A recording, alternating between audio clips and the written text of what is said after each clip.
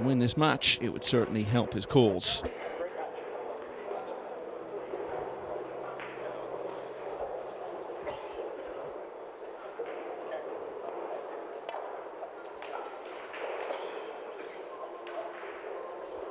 Yeah, it looks like it'll be Delgado to break the balls in game one. Again, this is a qualification match, so it's back to the race to 9. Yeah, everything is knockout pool now, isn't it? No more safety nets. If you lose in this round, then you're out of the US Open, and from tomorrow that will apply to every match. Straight knockout from last 64. Which of these players will be part of it? Let's find out. Yeah, it looks like a dry break to start and quite a bit of congestion on the table. Caught the one a little thick, I think, maybe. I don't know.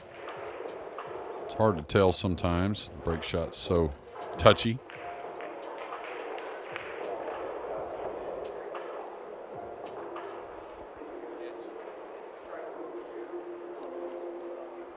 And we'll see what Tyler has in mind for this one ball. Probably a safety. Could go with the cross-side bank if he wanted to go offensive.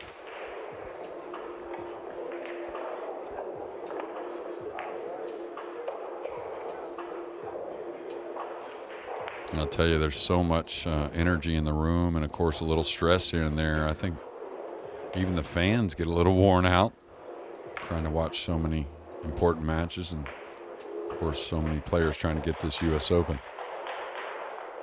And I love the way in this format things just get a bit quieter as the event goes on. Some of the tables no longer in play because we're down to the last few matches, but that always just adds to the tension and the sense of drama. Well, cueing lowly as he drawing this underneath the 6-8 with the cue ball for a safety. Oh, he's going for the cross-side bank. And if you can play the shot like that, why not go for it? Well, I think that just goes where Tyler's heading with this game a little bit. A lot of trust from all that hard work. Really not picking things apart as much. I think he's getting a little more aggressive, which is a sign of trusting what you're doing. And I'll tell you what, he's played some incredible pool here the last few months.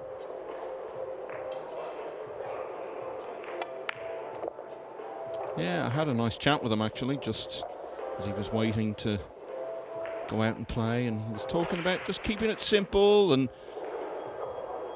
saying he's just been getting his head down, doing a lot of practice, playing a lot of tournaments, and one thing that's been key for what's been a pretty decent year for him, he was saying just life off the table is really good for him, and much like we were saying about Skylar Woodward earlier, that seems to have channeled through to a good year on the table.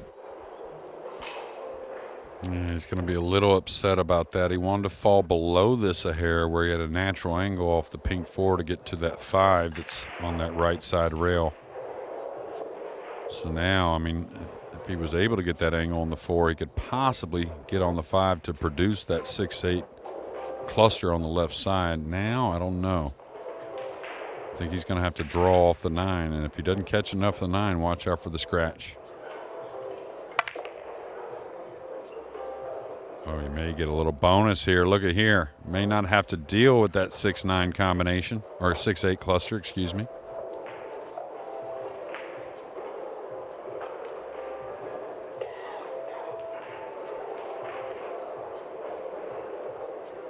Now the problem is when you're shooting a combination, and like here the 9, if it's froze to the rail, you really don't have much room for error. If it's off, you know, maybe a playing cards with, something like that, or a little more, you really have a lot of room to work with.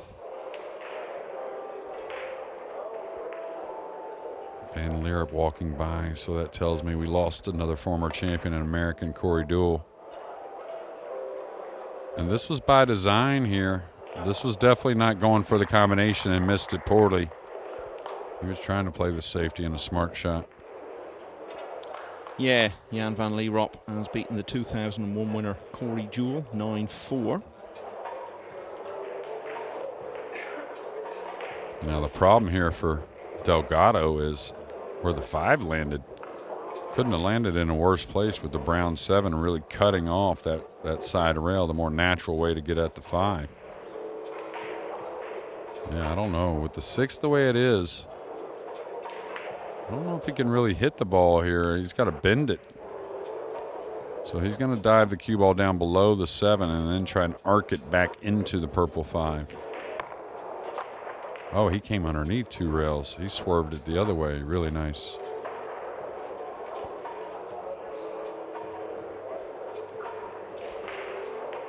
You know, and Delgado kind of, you know, you might say him and Pseudo are in that 3rd position in the line of the great Spanish players. Kind of tied for it, in my opinion. Maybe you might give an edge to Delgado just because of some results here and there, but following a couple great players, and of course #1 in the world, FSR, and then David Alcady, who has won the last big World 9-Ball Tour event. Yeah, Delgado and Camino were the Spain B pairing. Host nation always gets to put in a 2nd team at the World Cup of Pool. They managed to get through the first round, but were then beaten by the eventual winners, the Philippines, who had already put out Spain's A team in round 1. Cutting this on the side.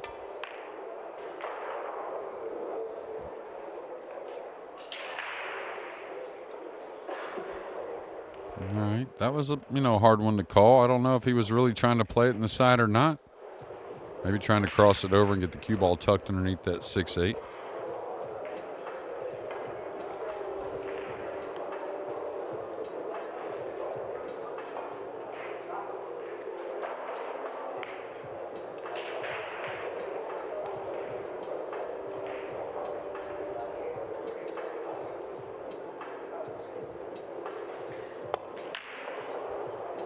Yeah, a little quick there. And, there's a little difference, right, psychologically between these two players in this situation, losers qualification.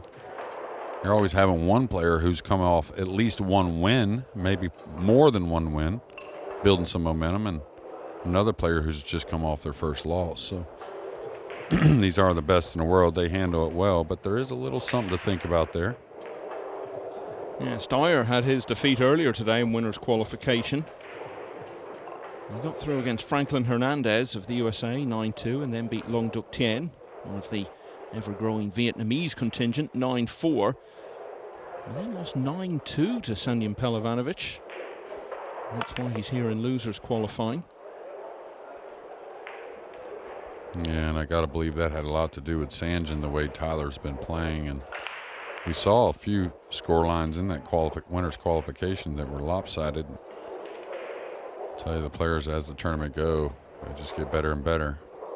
Shouldn't be that hard. Is he going to go behind the 7-9 with the cue ball, or just play something simple with behind the 8? Yeah, that's got to be the shot usually. Could leak, though. Really nice. Delgado will be 30 at the start of next year in January. He's ranked number 39 in the world, so he's actually the higher ranked of the two. That's largely because of that run he had to the semi-finals of the European Open in Germany last year. Yeah, and he's been steady. He wants more than steady, but that's where you kind of start with at first, become a steady player and then keep improving. Looking to move the 7, and I think that's just as hard as the kick. I think you almost have to go for the kick. He's going to try and tie up the 7-8 and surrender ball in hand, something you don't see later in the rack very often.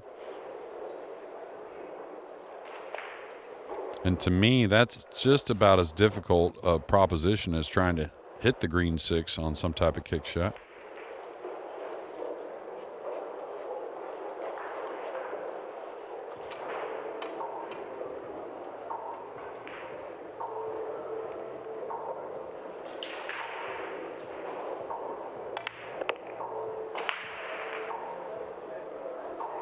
Overamped it a little bit, so now he may have to go into the 8. Don't think he wants to try and kill the cue ball.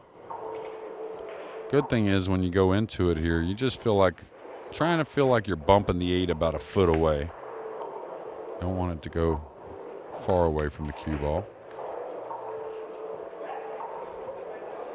Well, it's been a lengthy opening rack. It should go the way of the American in the next few moments. Marginally the younger of the two, Styer, born on New Year's Day 1995, so 28 years of age, number 45 in the world, and the winner of the opening rack here against Jose Alberto Delgado in losers qualification round of the US Open. Jeremy Sosay is through to the final 64, so another representative for the home contingent. He's beaten Jani Sikkanen of Finland by 9 racks to 4. Alex Pagulayan still looking for one more to see off Daniel Guttenberger. It's 8-5 in that one. And here is that match. Guttenberger in play at the moment. Alexa Pechelj on the hill at 8-6 against Dennis Grabe of Estonia. BJ Ussuri ahead of Sam Henderson at 6-5. 6-all in Nicholas de Leon's match against Pong Nam Pham. Could be a lot of Americans in the final 64, the way things are shaping up. Wojciech Szewczyk of Poland with a 6-2 lead over Dimitris Loukatos of Greece. Canada's John Mora just ahead of Kang Lee at 5-4.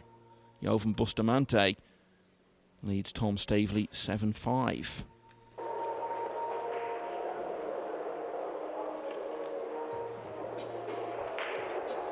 Yeah, that last 9-ball he shot there, or the first 9-ball of this match, caught a little rail first there. I don't know if you noticed the 9 pulled away from the rail. And had to take a second look, making sure that ball was going down.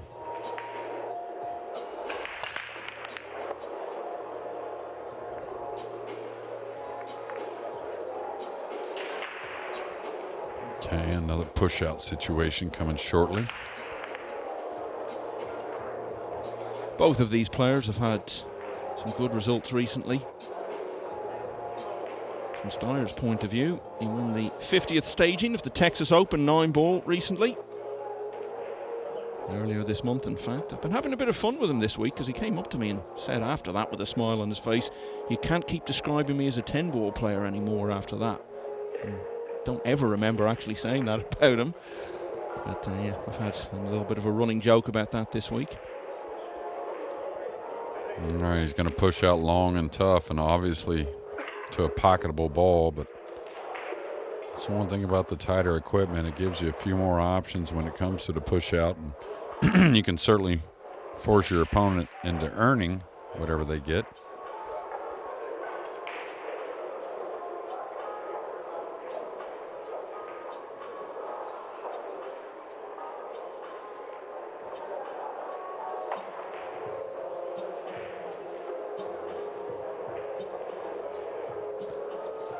The funny thing is, you can't pass it. You got to make a heck of a shot to get it down. Oh, he's going to play this safe. Running the cue ball. It's going to get lost in the upper right corner. Oh, a little graze on the 6.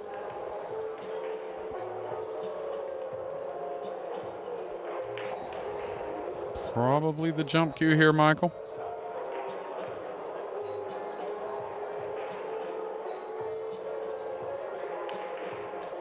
Well, seems to at least be weighing up another option.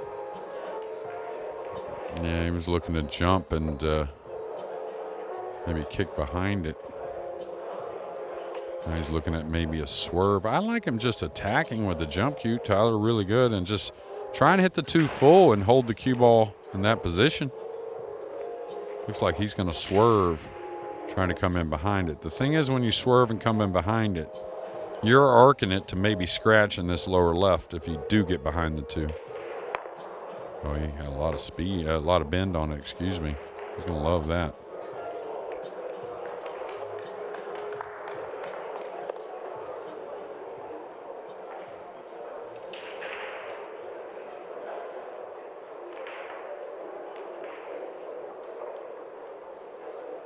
Delgado's had good showings at the US Open the last couple of years.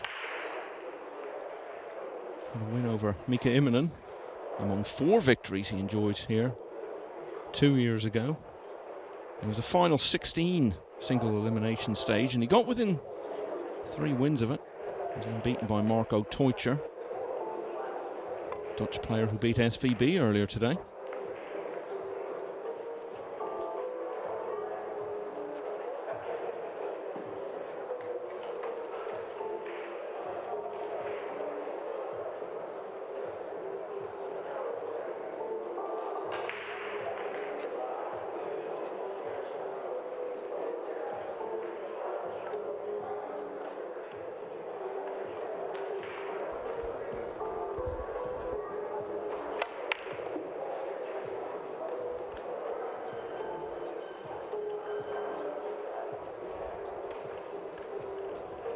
Bit of an angle here on the 3, and you wouldn't feel like it's a big problem, but the 8's there, so you got to get into the cue ball a little bit. Anytime you got to get into the cue ball, speed's always a concern. Now, this is a shot that really all the pros practice, being able to not baby it so much, but still kill the cue ball. Yeah, really nice. What I would have observed about him over the last few years, Jeremy, at times he seemed very intense and almost afraid, really, of the possibility of losing, and he's done himself in a few times in matches. I sense over the last number of months a bit more of an attitude from him of just going out, doing what he can, focusing on the process, and not getting so panicked about the results. Would you agree that's the way it's heading with him? Yeah, absolutely, and that's just a combination of things. You know, it's just as simple as what's the worst you can do. You know, I mean, especially the fear for me always was whenever I wasn't prepared. You know, then that fear of losing really was kind of sickening, I think. But Tyler's always prepared, and I think he's just kind of freed up on understanding. I think one thing you said earlier about playing so many more matches and playing more tournaments now, and understanding that you can't replace those matches. You're going to face a lot of feelings during those matches, whether you're a big favorite or not. Sometimes you're going to be a target for the entire tournament. You know, no matter who beats you, it's a feather in their cap. And then what happens is you start to really just get involved in yourself. And you start to figure out yourself because you're not worried about your opponent because it's not a world champion all the time. And so I think it's a special thing in pool where you can do a lot of good playing in some smaller events at times, and I think he's figured it out. And I think Tyler used to really get involved in kind of perfect. You know what I mean? And again, he's always going to be clean cut. The hair's always in good shape. He's a sharp dresser, and you know he takes care of himself, and there's nothing wrong with that. But when you talk about pool or any sporting event, perfect is not really attainable too often. Perfect is the enemy of good, is the way I've heard it described. That's right. And just alluding to something else you said there, remember the 3-time world snooker champion Mark Williams, who's probably the most relaxed individual you could ever meet. He makes Carl Boys look positively stressed out. He said once that the way he looks at it is the worst thing that can possibly happen is that you lose a match. And what's so bad about that, really? And he's a tough competitor who's had a lot of success. Tyler Styer seems to have embraced a bit more of that way of thinking in recent times, and he leads this match by 2-0. Yeah, Mark's a great guy. I love that Mark Williams. Feels like a guy from back home, even though he's not American. But another thing you could say about Tyler is with his skill set, that's when you need to not worry as much, because the game's a much more about a little recovery here and there than it is about perfect, and he has a big advantage, in my opinion, in that regard. Now, this is Alex Pagulayan, who's still out there trying to get that one more rack to see off Daniel Guttenberger. It's 8-6.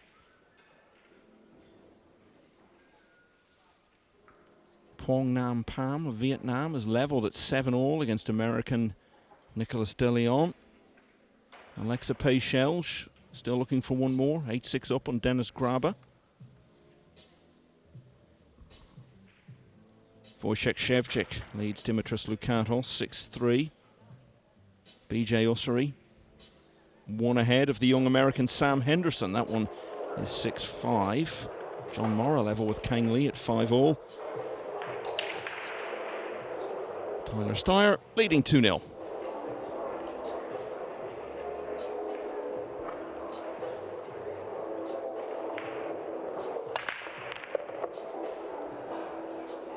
And he's one that always seems to figure out the break, and a little unlucky here. Had to look at the 2. The combination wasn't that tough. But then you can see the purple 5 creep over into the equation. I think cut him off offensively. Yeah, now he's looking to see, can I bang the 2 into the rail, hit it into the pink, and have it ricochet off the pink and make the purple ball? I don't know. When you're coming across the middle of the table, this angle wants to work against you a little bit when it comes to a shot like this, but definitely doable. Just easy to miss it.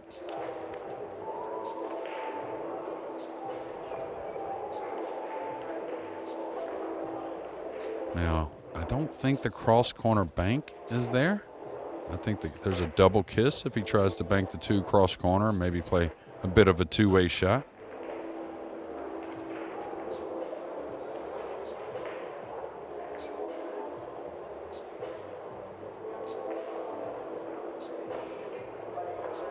It looks like he's going to bank the 2 up slowly above the 6-9 or behind it and comes simply across. That's got to slow down a little bit. Looks pretty good. Real simple shot. And definitely the way to play it. I'll tell you, Michael, you know, you're around this 9-ball, and of course, you can see your game's evolving every day in the game of 9-ball. I never miss a ball from this season. Well, that's what I mean. It's getting better and better. But, you know, looking at, you know, these tough conditions, as big a tournament as this is, and people always talk about America, but, you know, if all these names that we're seeing play so well here, we're going to all these events, where do you think the conversation would be a little bit more? Because those players would be improving doing all that as well. I think there's a bit more to America than people give credit. Okay. I think he may cut him off the shots. No, he's got to look.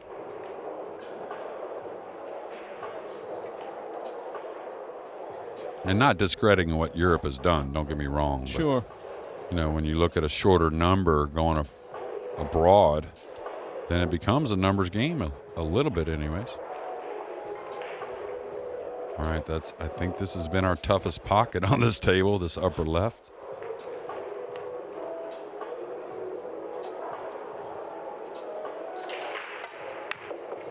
We saw, I think it was Eric Roberts earlier, just kept missing the 2-ball into that same pocket.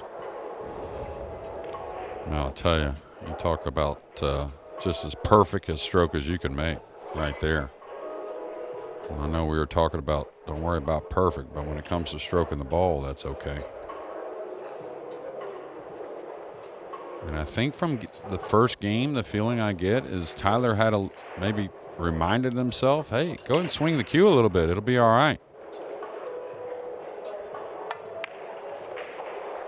As I was saying, he's hoping to be on that American Mosconi Cup team that he'll be captaining once again, Jeremy. It would actually be his 5th appearance already. In fact, the first 2 times he played were those back-to-back American wins in 18 and 19, and he actually had the chance in 2018 to be the man to deliver the point to end Europe's run of 8 in a row. He lost to Jason Shaw, and things got a bit tense as Europe started coming back before SVB clinched it with that win over Alex Kazakis. And they won it again the next year. He missed the COVID Mosconi in Coventry, but he's been back in the team the last 2 occasions. And you've been captain for both of those, Jeremy. I imagine in terms of attitude and someone you want to have around the camp, he scores very highly. Yeah, absolutely. And, you know, one thing about Tyler is he recognizes a situation quickly. And he's trying to keep it as positive as possible. And he's matured in that regard as well, just gaining experience, being around others and, you know, the needs of others. And, man, he's been a plus for sure. It was against Styer that Joshua Filler delivered the winning point once again last year in Las Vegas. Yeah, and, you know, towards the end of that match, a few things got away from Tyler. He was trying to rub the 6 as he went by there. He's going to have to come with one here, and he's going to shoot at it. But overall, you have to say that Tyler showed a ton of form in such a tough conditions last year at Bally's in that Mosconi Cup.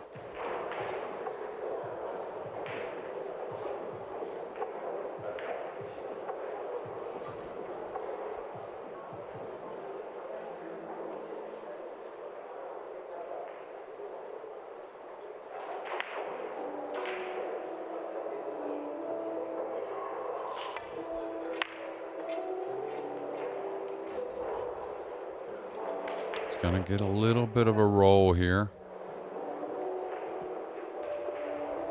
Obviously a very difficult shot.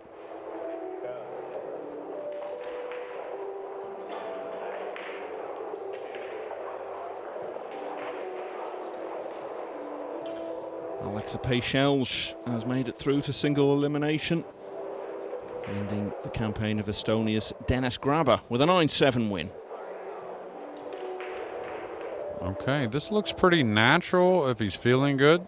He's going to bank at this and try and get behind the 8. I was going to say he can just run off the 6 a couple rails behind the 8, but oh, he's playing it cross side. He could get a lot more of it than I thought.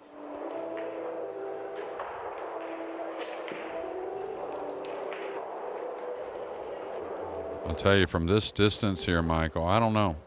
I may shoot this to go into the 8 with like a medium speed. It keeps the shot very natural. Keeps you not rolling the ball so lightly. And that's kind of how the shot wants to sit, or sits rather. Yeah, I think that's what he was playing.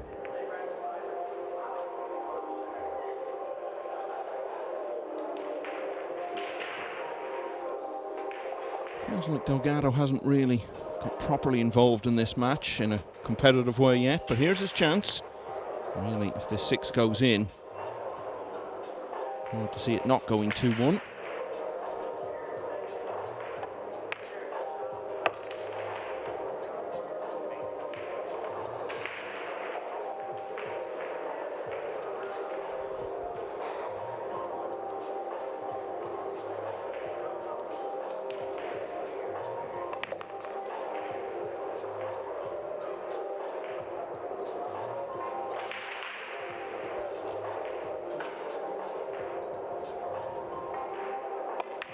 Delgado gets things started in this match then. His first rack on the board. He still trails, but it's now 2-1. Daniel Guttenberger still trails on table 5 against Alex Pagulayan. But he's got another one back. So Pagulayan's lead is now down to 8-7, and this is it. And yeah, it's Guttenberger at the table again.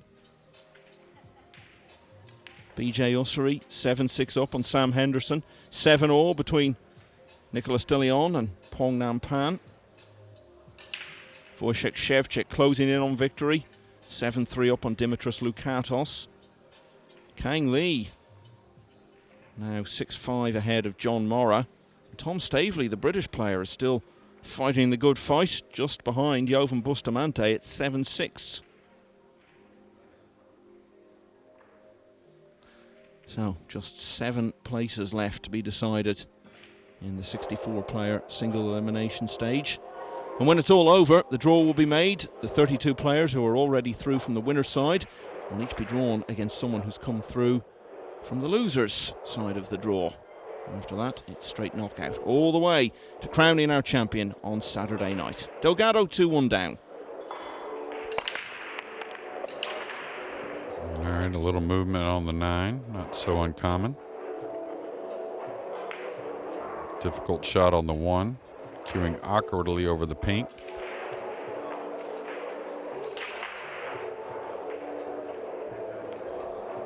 This Delgado's third match on the loser's side. He beat Steve Kotuba 9-2, but then lost 9-7 to Miguel Silva, so that sent him over to the one-loss side, and beat David Johnson of the US 8-3, and then a good win 8-5 over Abdullah Al Yusuf, former world semi-finalist.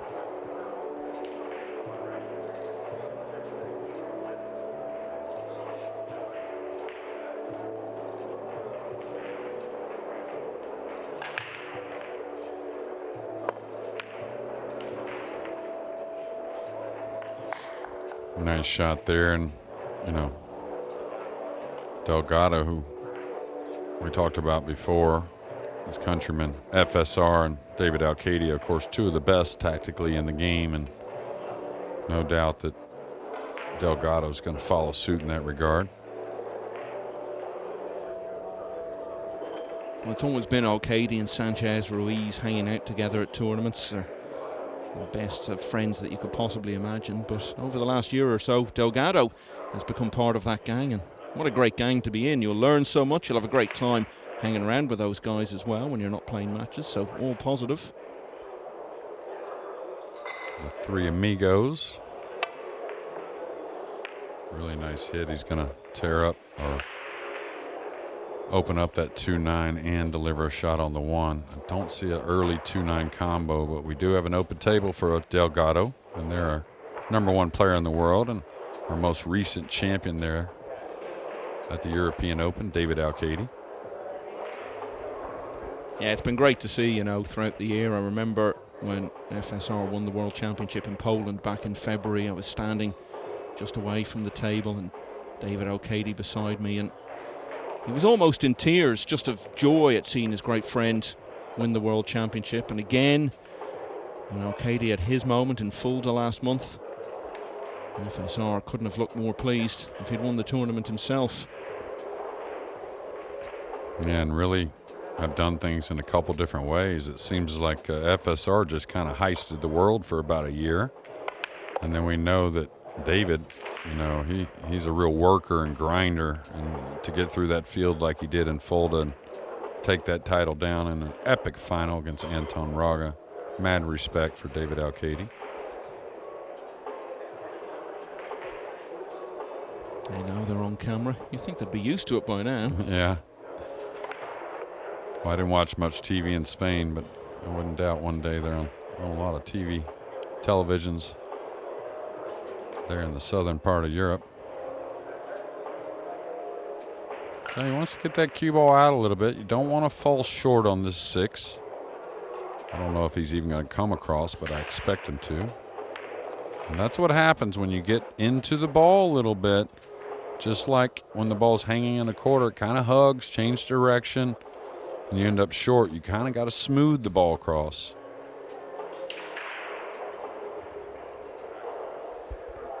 And this is where the tighter pockets mean a big difference. A little looser pocket, you kind of direct the cue ball around the 9-2 rails, but now you have to really play the ball first, and then the cue ball's a little second. Yeah, and that's what I mean. Had to play more towards the center of the pocket, which involved the 9. A little friendlier pockets, he can cheat it, get around the 9 easily.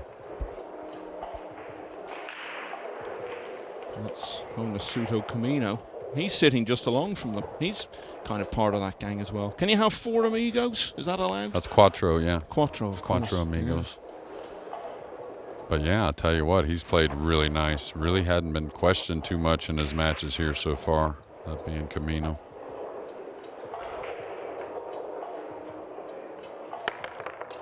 Oh, that's a surprise. That's a rare thing these days when the top players don't get over a ball, especially, it's 8 or 10 inches space. Look how quickly Tyler Styer was out of his chair, grabbing that cue ball and trying to grab a firm grip on this match here. He has been 2 ahead earlier on. Could have been 3-0. It looks as though it is going to be 3-1 in just a moment. Well, I think he had another little mini talk with himself, knowing Tyler and the way he approached the table there. Because the last 6 ball, even though it was tough, I was a little let up at impact. Now, one thing about Tyler and certain players, they understand their swings. So they can feel the mistake and maybe make that adjustment in the middle of a match. Yeah, I just noticed there, the way he played those last few balls, it's still a bit deliberate, but that's so much faster than he would have played those 3 shots even a year ago. And it's working for him. He leads 3-1. Alex Pagulayan still can't get through to the final 64. They're still playing in rack 16. He's 8-7 up on Daniel Guttenberger, who's really making him fight here. Yeah, we haven't got to see Alex at the table many times going over there, and that. Tell you what, I watched this guy practice quite a bit. Real solid, delivers the cue, really nice. Played great in Connecticut, was it? Last week, really didn't make a lot of mistakes.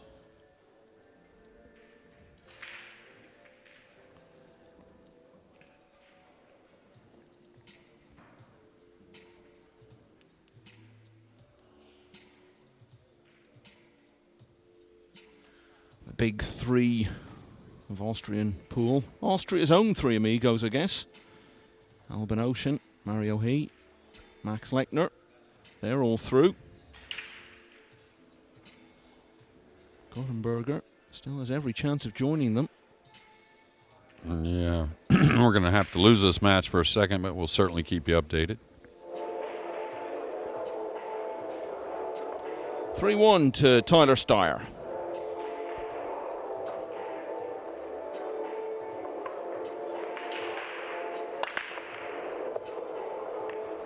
Oh boy, he can break the balls, and it does not matter. Seems like what format. He always figures it out.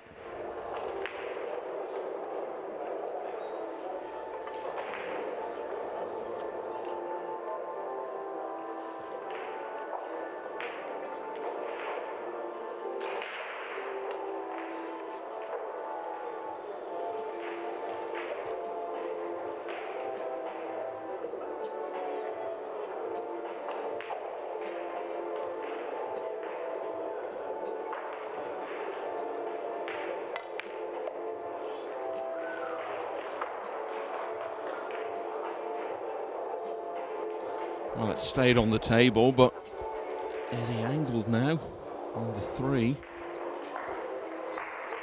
Yeah, I thought he would cue that with a bit more left English to try and check the cue ball off that side rail. And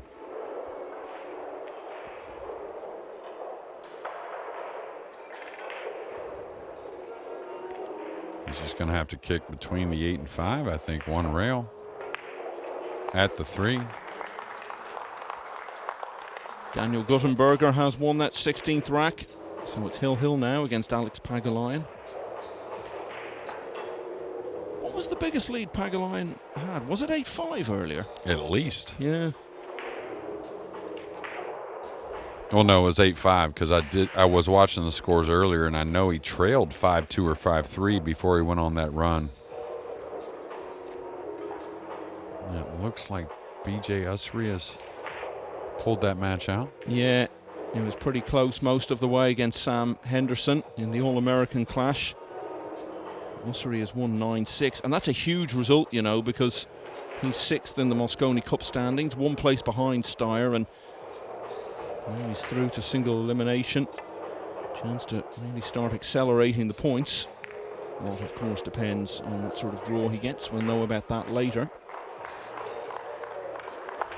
Well, it pays to hit him, and especially on this equipment, just not giving up that ball in hand is huge. Especially for a player that made a pretty simple mistake in the last game, getting snookered. So now he's got to make a decision. Can I really even attack here? Because the cue ball's coming down on the bottom end, and there's a lot of traffic. Jovan Bustamante has won. Finally shaken off the dogged challenge of Britain's Tom Staveley for a 9-6 win. Okay, he's pretty thin here. So he may go into the 8. Trying to come between the 5 and 8 and back down table. Yeah, he's kind of lost his timing a little bit there, Delgado. So that win for Bustamante means we now know 59 of the players will be here tomorrow for single elimination. This match here, one of just 5 still going on day 3 of this US Open.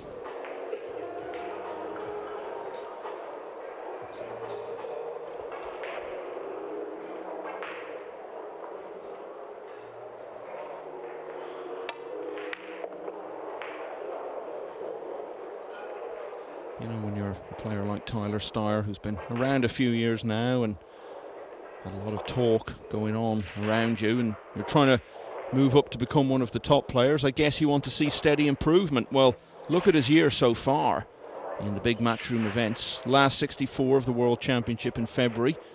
He's become too accustomed, I think, to going out at that sort of stage. But then you look, June, Spanish Open, last 32. August, European Open, last 16. You can clearly see the progress that's going on there. Yeah, definitely. And I think it's as much between the ears as anywhere. He's gotten himself out of line here. Pretty flat on the 4.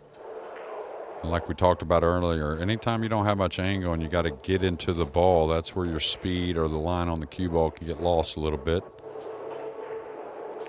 Looks like he's got to play the safety behind the 9. No real future getting on the 7. He's not going to be happy with that, giving up that side rail kick shot. The same path the 5 went on.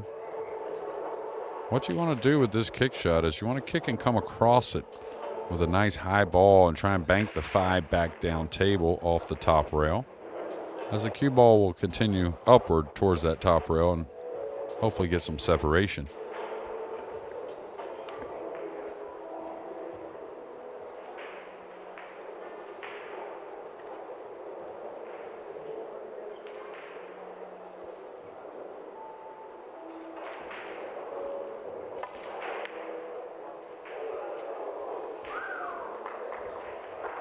Yeah, a little unlucky. He hit it pretty well if he was going for the make on the 5.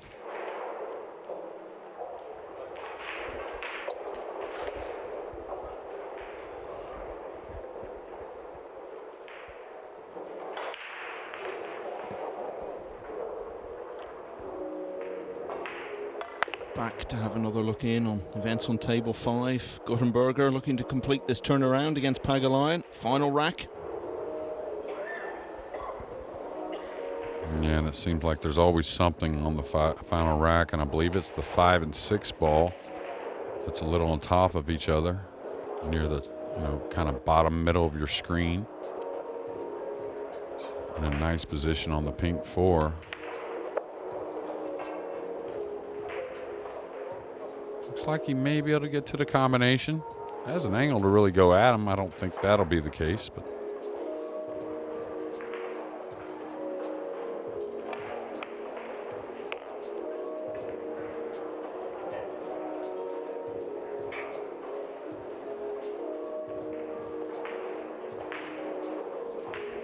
he's coming 3 rails around for short side shape on the 5, and it looks like he's gotten perfect. And of course, these are tough tables, but Alex Pagulayan, it's looking rough for his 2023 U.S. Open.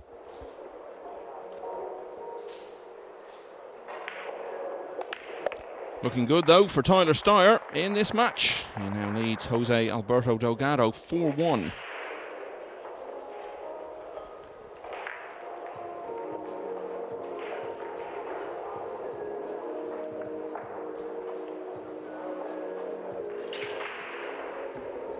Interesting elevating the cue here.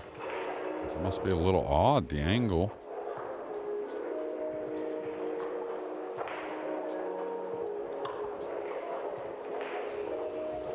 There is another Hill match going on at the moment. Nicolas De Leon and Pong Nam Pam. Level at 8 all.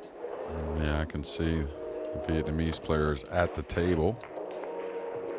No telling what he's dealing with, but a lot of stress. 8-8.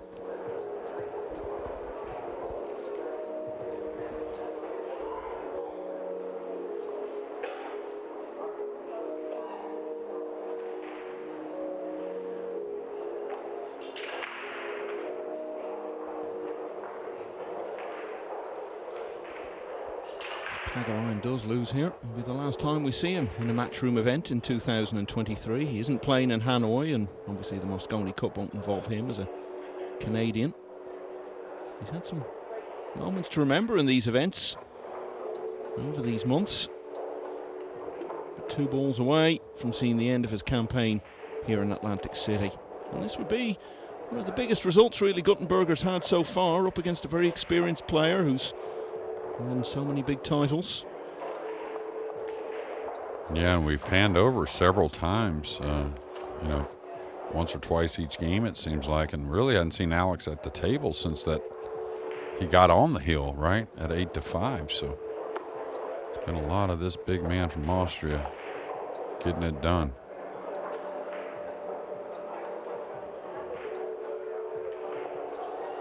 Yeah. And it looks as though he is going to get it done in every sense now.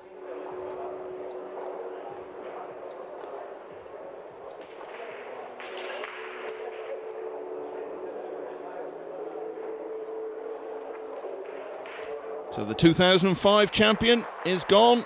Alex Pagulayan, as sporting as ever. He's still smiling, even in defeat. And it's going to be a hard one for him to take. So he bows out. Daniel Guttenberger, though, joins his more celebrated compatriots, the likes of Ocean, he and Lechner, in the final 64 of this US Open.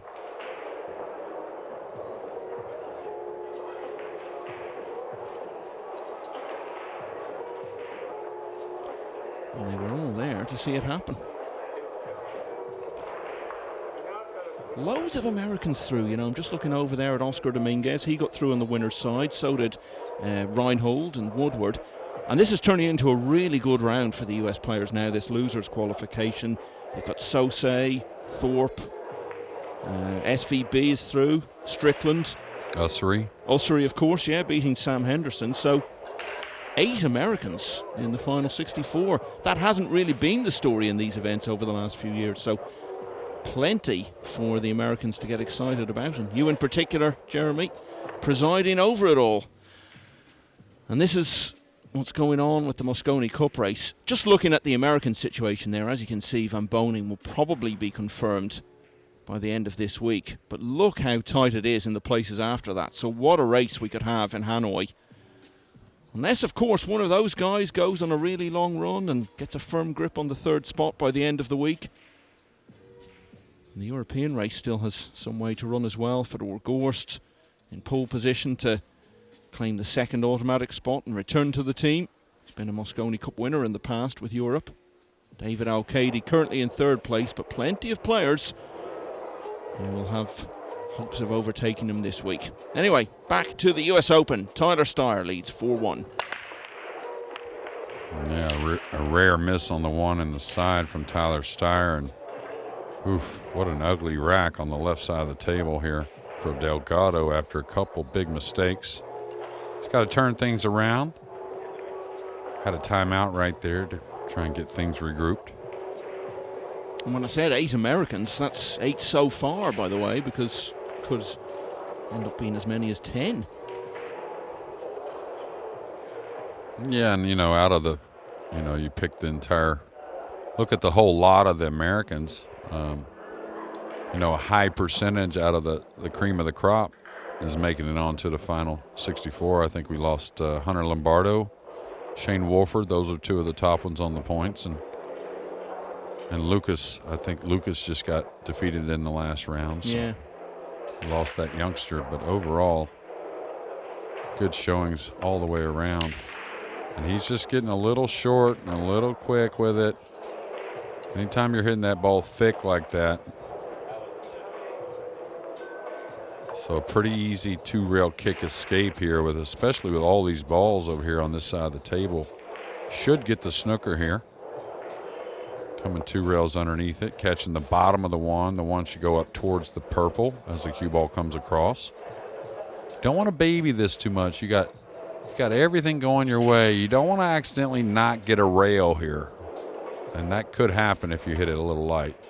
Yeah. Especially recognizing your opponent struggling with a little bit of a tough shot.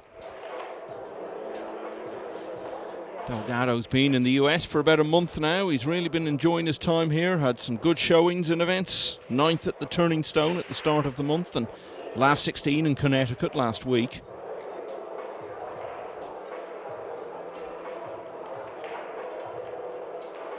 Now, is he going to attack again here?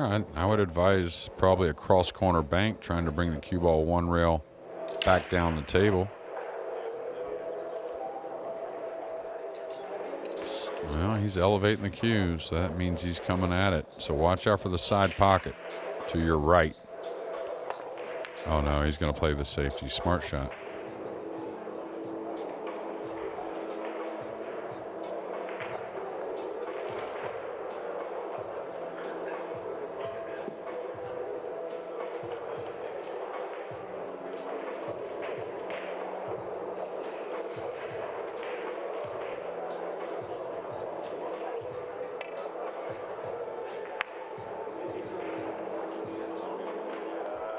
Really nice shot there from Tyler.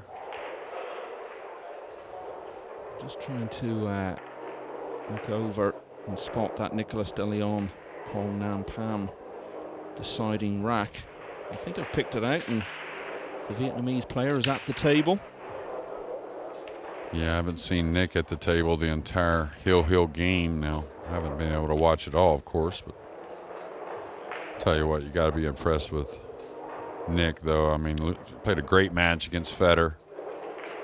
Made a comeback in his first round match and just played solid, just keep improving. Cross corner on the 9.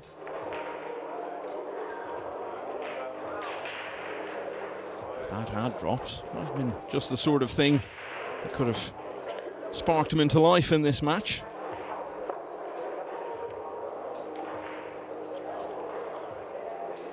I don't know if Tyler can get directly at the 1 or not. I think he can. But if it's just a sliver, Yeah, he's a little sliver jump here. That's why he's using his full cue. Not much to go over the purple. Okay. You can feel a little okay about this with the 4-9 jammed up in the top left corner.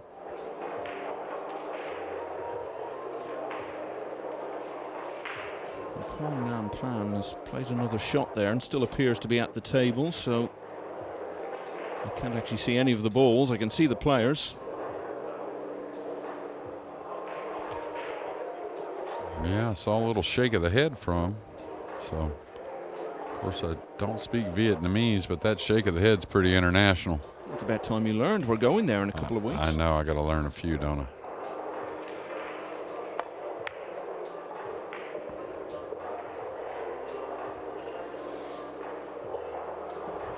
First kind of easy shot for Delgado, it seems like, in a while. But the 4-9 again, very ugly in the top left part of the table. Now, if he feels good, he could hold underneath this 3 and play it, after he shoots the 2 and play the 3 in the lower left.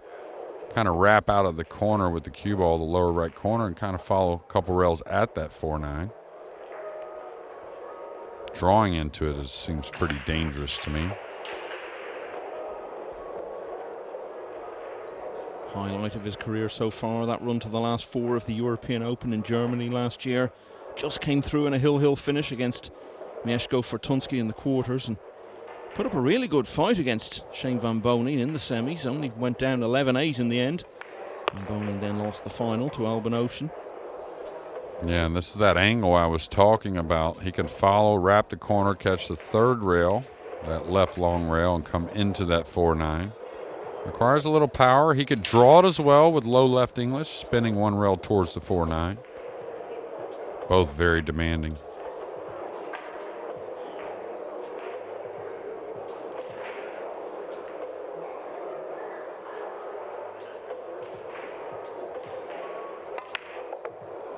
Oh, this is going to be too long here.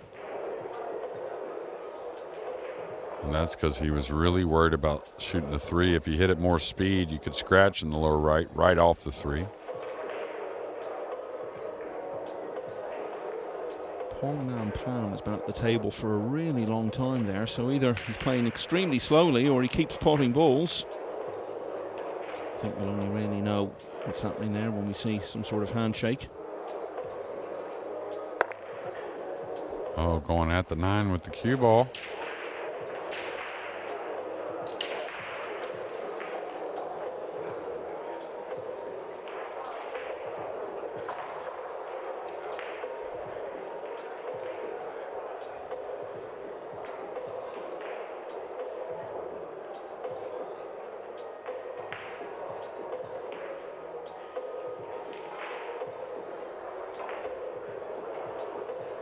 I don't know what the shot is here. Of course, you could attack, trying to cut it in.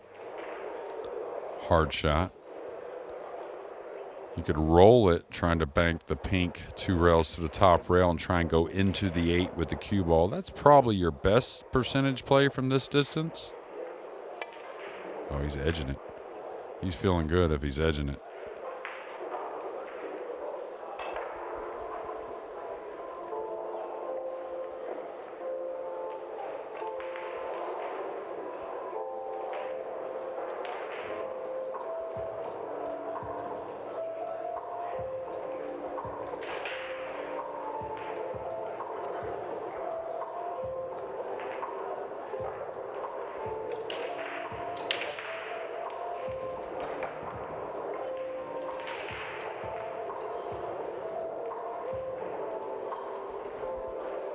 I think Nicolas de Leon is at the table now. Actually, I think he's got ball in hand.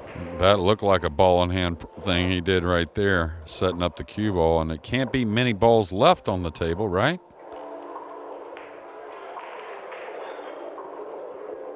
Well, I think there's 1 fewer now. He seems to have potted something, so... Well, his opponent was at the table for some 12, 13 minutes, it seemed like.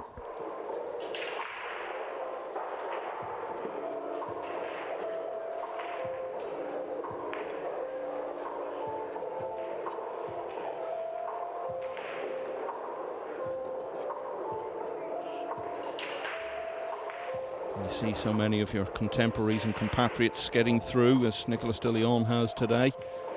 And even more eager to join them. Back here, another American, Tyler Styer. Well, has left a bit of a chance now for Delgado, who really needs to win another rack soon. And De Leon seems to be sitting down again. Yeah, he may have to play a safety, who knows, but I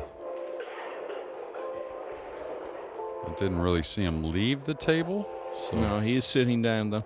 Yeah, I just don't know if he left in kind of disgust or not. Oh, I see, yeah. All right, big shot for Delgado, yo. Got to get something going.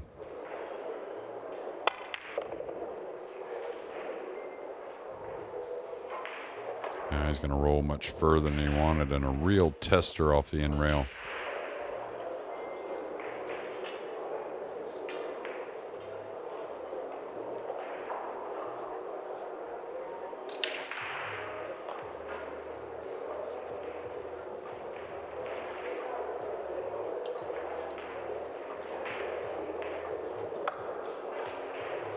And I think this angle is a bit more than we really see. Yeah, that shows us that he can't hold for the 6 in the short pocket. He's got to go forward. And actually, there's more angle than I thought, so he may actually go a little more towards the 7-8. Now, he keeps pointing that direction. There's no way he's playing the 5 in the corner here. Just couldn't imagine that.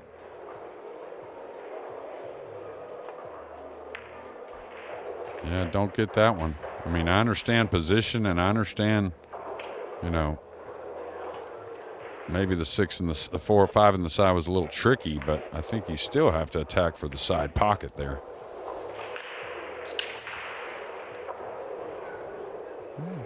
Just a case of struggling to get any clarity of thinking at the moment.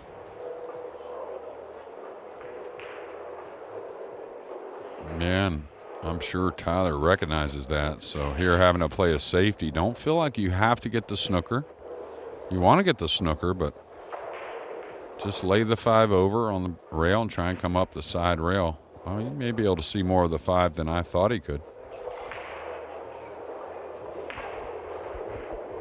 Nicolas de Leon back at the table. That rack is going on such a long time. Marriages that have been over quicker than this rack.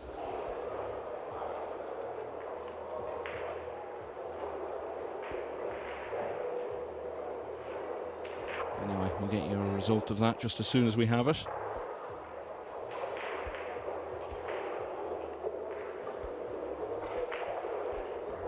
Yeah, thought Tyler could definitely get some of the purple.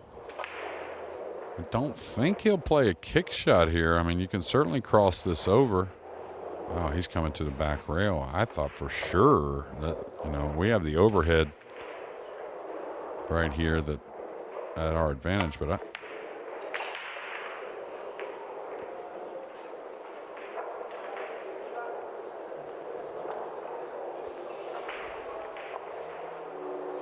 yeah, that overhead tells you he could certainly get at the 5 and a decent portion of it.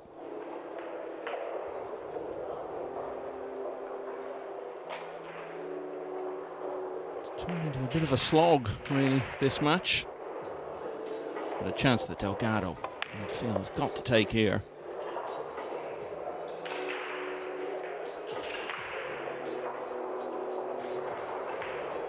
Well, that match is certainly over, and I kind of feel like Nick may have taken it down.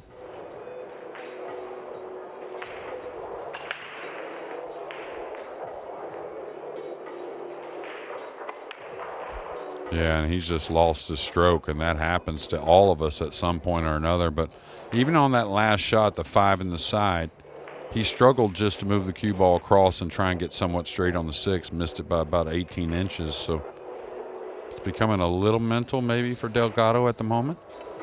Yeah, he's not feeling good. Styer can do himself a lot of favours here by making his opponent feel a whole lot worse.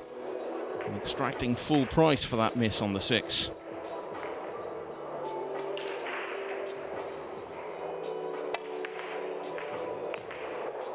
This cue ball needs to go a bit just to make things a little easier. Now Tyler, a tall man, so, and this is where you recognize you can come, you know, a good 6-8 inches above the side with the cue ball. Don't feel like you have to float it so much. Then you kind of lose a little accuracy, you know, on the 7 itself. Pong Nam Pam actually won that deciding rack and has beaten Nicolas de Leon 9-8.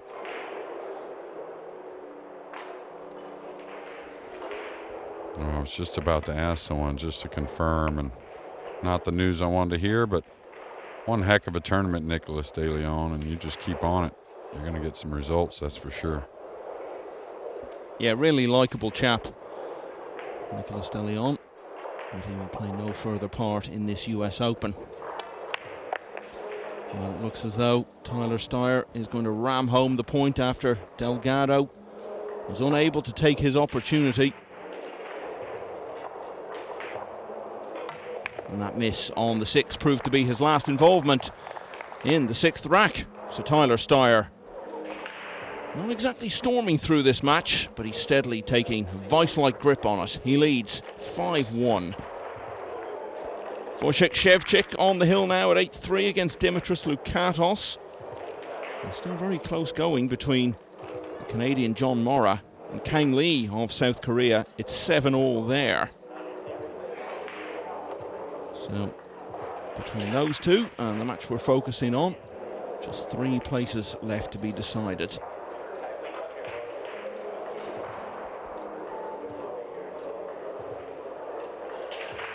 Draw will be made later this evening, and then tomorrow will be the last 64 and last 32, and then Friday will be down to just a few tables. Last 16 in the early session, and then the quarterfinals, and then just a single table for the last day of the US Open. 2 semi-finals back-to-back, and then the final. Will Francisco Sanchez Ruiz go back-to-back? And we see Shane Van Boening winning that record 6th. And will it be a new champion, someone like Tyler Styer? There's been a lot of talk about Skylar Woodward maybe being ready to make that big step up. So many players will like their chances going into single elimination. Tyler Styer needs 4 more racks to be included in that final 64. Yeah, just smashed him. Looks like he's picking up the speed, and I'll tell this to the American players that no matter what break you have to start to learn how to break them a little harder. You need to start developing that. I think it's a big weapon once you start to get it down. And what happens is, like right here, now the 5-9 got a little funny, but look how open the balls are. He's made 2. You're just going to work a little less if you can really get into that kind of break.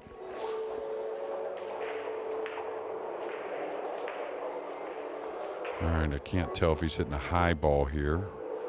He's got to avoid the pink on the left side of the table. That's a little bit the concern. Yeah, really nice. And I personally don't go for a 5-9 combination later in the rack. I'd like to get on short side on the 5 if I can. Especially the 6, pretty doable as well. It's been fairly stop-start progress, really, to 5-1. But this rack now, and the way it's going for him, the way the balls have fallen, presents him with an opportunity to make a quick kill here. Yeah, and Tyler, you saw him kind of look at that like, oh, let me hit it firm. He must have an angle to where he can maybe go into the rail and move the 9 or move the 5.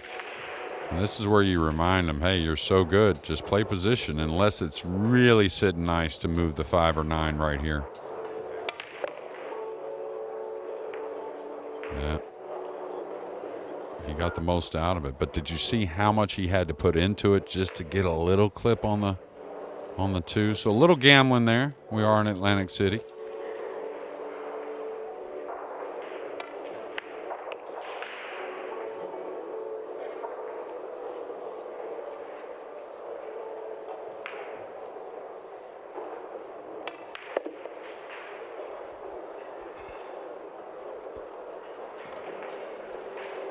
Trenton White, runner-up in our SVB Junior Open last year. Yeah, saw him on the main table yesterday here. Yeah, really big talent. Big upside, in my opinion. He's a little too much the senior for the juniors now. Can't play in the junior event any longer. Just underlines what we've been saying. In terms of quantity, there's no shortage of good young American players. It's just a question of, are you going to get those 2 or 3 who are going to come through and join the likes of Van Boning and Woodward at the top table? There are a few players, if any, closer to doing that on the American side than Tyler Styer. And he's had a nice clean rack there to take another step towards the final 64. He now leads 6-1 after that break and run. Wojciech Szewczyk needs one more. Polish player 8-3 up on Dimitris Lukatos. In fact, just as I say that, that one has finished. So Szewczyk goes through, and Lukatos, a quarter-finalist in the UK Open in London at the start of the summer, is out of the US Open. Kang Lee, though, is one rack away from making that draw later tonight. 8-7 up now against Canada's John Morra. Yeah, he just broke, and I saw the face. I'm pretty sure he scratched, so John Morra now with ball in hand. Can't tell the layout of the table, but definitely a chance to knot it up at 8 apiece. Yeah, so I think that match, and the one we're focusing on, are the only 2 left to be completed on this third day. Yeah, huge break and run there for Tyler Styer, and 6-1, just the way Delgado's struggling, looks like a 10-game lead versus 5 games. Yeah, it would be truly astonishing if Delgado was to win it from here, not just because of the score, but for the circumstances you've outlined as well. But there may be a window of opportunity for him here after that scratch from Styer.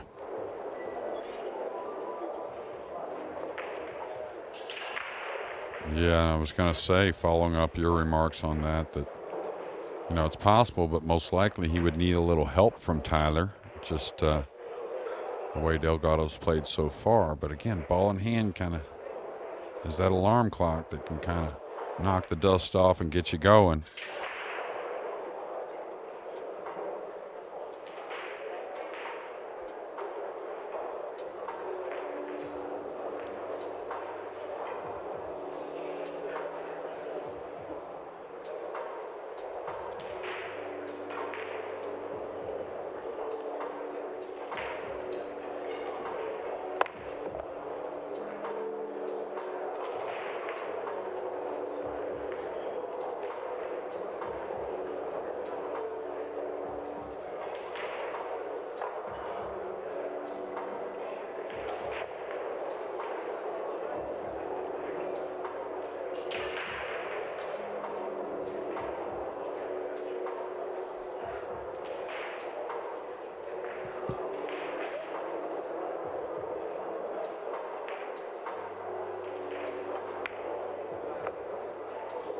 Spain, really the big growth country in Europe for pool over the last year or two. We've been talking about Poland in those terms, but I think Poland has moved beyond that now. It's so established, so many good players there. I've seen a few new names come through from Spain, and that's coincided with those successes for the likes of FSR and Al-Qaedi, and of course the World Cup win that those two had together last year.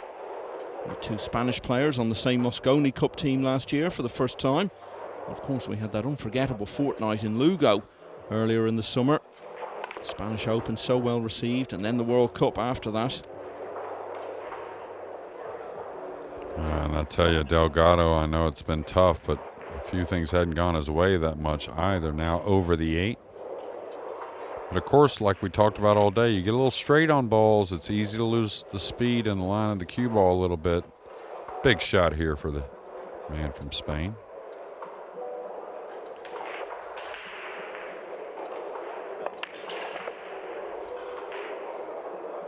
Seems to be a match where nothing has come easily for him. Things haven't fallen kindly, but he's been a big part of that himself. It's not all been bad fortune by any means. No, not at all. And this is all speed control here. Trying to go 1, 2, 3 across for the 7. Well, that's going to have to go. And the speed hasn't been there the entire match for the most part. And now maybe a little frustration setting in for a guy that never seems frustrated. John Morra on table 15. I think he's about to shoot at the 7. I don't know if the 8 is on the table. Delgado going for the bank, it appears. Got it a little high to the pocket. Played a nice cue ball, though.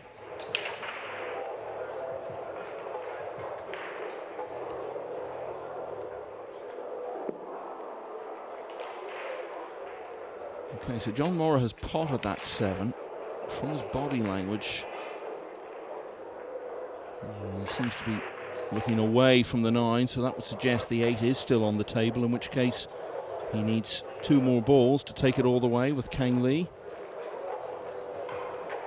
I tell you don't have to go for a really heavy speed on this if you're coming underneath it. The cue ball will hold on the bottom rail, kind of like a little lighter than medium, and just let the 7 roam up off the side rail to the middle of the table.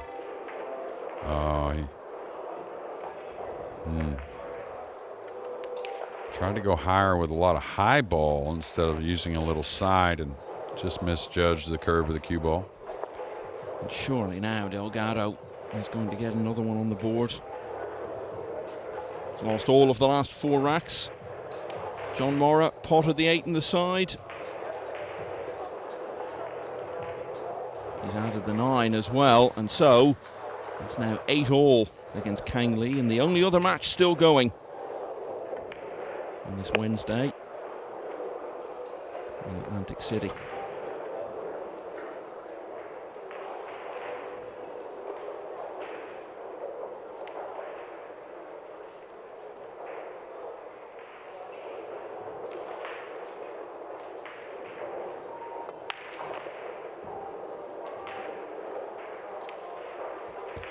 Well, we started the rack talking about what a long road back it is for Delgado, both in terms of the scoreline and the way the match is going.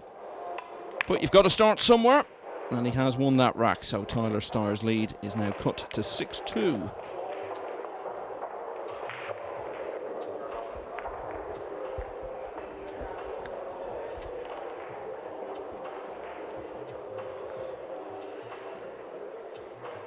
We'll see this arena changing dramatically over the next few days. All the action, once we get as far as Friday, in terms of the main matches anyway, will move to that central arena, the big TV setup. You can see it there, the well-lit area. The Barry Berman Trophy has been sitting there throughout the week. What was Barry Berman's background, Jeremy? I know he was the founder of this event, started in 1976 in Virginia, but what had been his background? Was he a player? Well, I think he played a little bit. Didn't really ever see Barry hardly hit a ball, but he owned several pool rooms, very successful pool rooms. Actually, one of them still around and still, I believe, the largest pool room in America, 77 pool tables, right there in Virginia Beach. But more like, yeah, business owner, bar owner type. Great guy, I loved him. Always a lot of fun. Well, that's a start. Got the 1 down. Hadn't seen much of that in this match. Of course, hadn't broke the balls a whole lot of times. That being Delgado.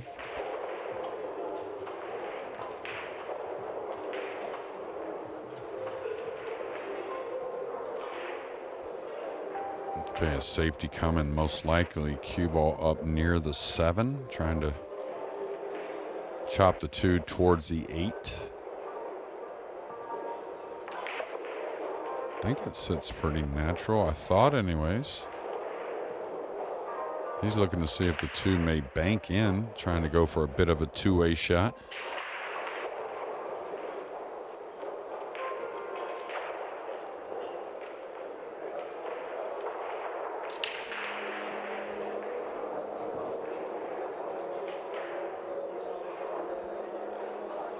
I think I just go all out for the safety. I mean, a lot of times, of course, the score will make you want to win a little quicker when you're behind, and I think it lays dead natural to chop the 2 a little bit, let it drift towards the bottom rail as the cue ball goes up, trying to catch a couple rails and just nestle right behind the 7. Yeah, speed's going to be off for getting behind the 7, and the speed's going to be off for holding the 2. I think Tyler's got to go for the cut here at first glance. The cue ball's going to have a ton of speed, but I think he's a big favorite to make it. And he's kind of elevated here. So I'm not sure what he's doing, just hitting light, trying to use the 9 maybe.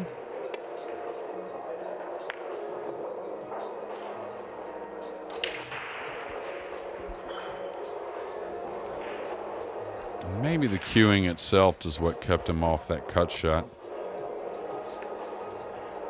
The thing is, you know, talk about in American football all the time. Of course, it's not, I think actually there is some type of prevent defense in soccer as well when they get a big lead kind of thing, you know, where they kind of defend a little differently when you got a 3-goal lead late in the game. Oh, yeah, absolutely. So in American football, we call it a prevent defense, and it has cost more leads than anything in football, it seems like. So the same can happen in the 9-ball game. You can kind of start to play a little passively, and that's one thing you can't afford to do. And again, he's missed his mark with the cue ball. Not something that happens very often for Delgado.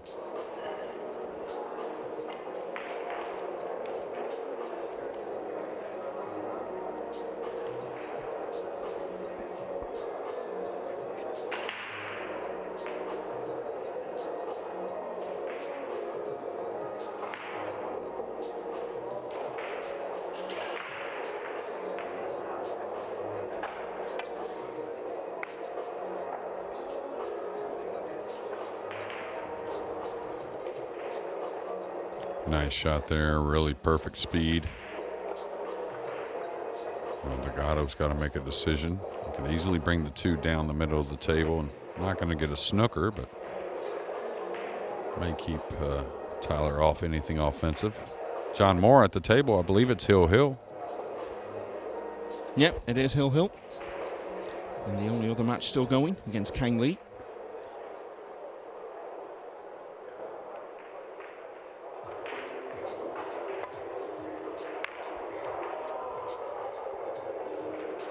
Oh, he hit it really nice. Almost got the snooker, really. Now, Tyler, you may see him shoot a fairly similar shot. Unless, if he can get to the right of the 2, I'd bury him behind the 5 or take a shot at burying him behind the purple 5. The only thing I wish I'd have seen from Tyler right there is go look. When you go look, you rarely ever miss your mark on a shot like that for these level players. And I think he did get the eclipse.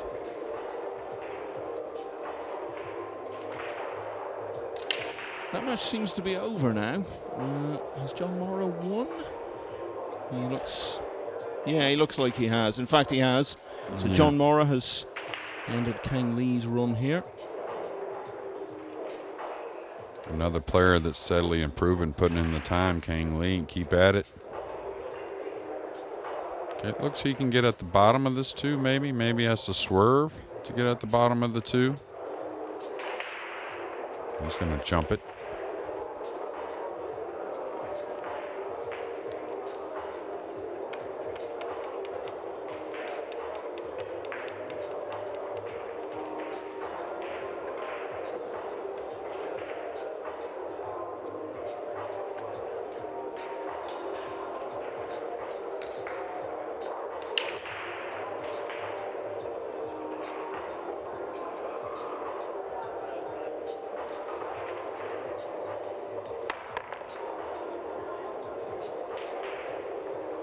Nice effort. All you can ask for, making Tyler come with a long one.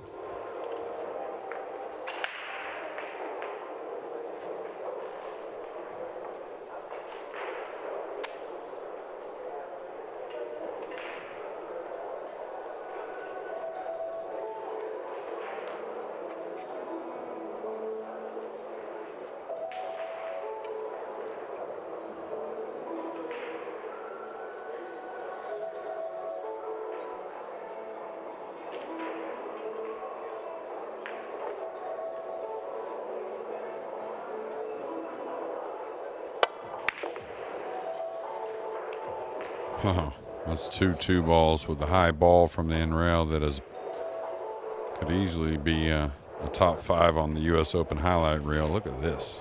All the power. Perfectly struck.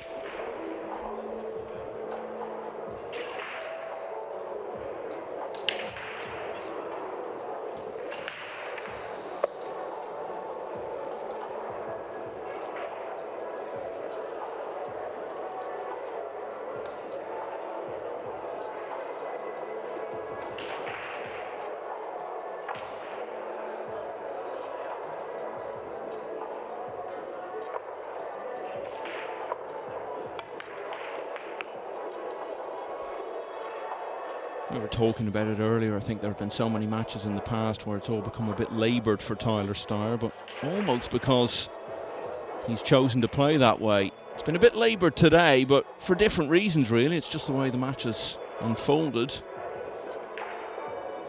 No question though, he's been by far the better player.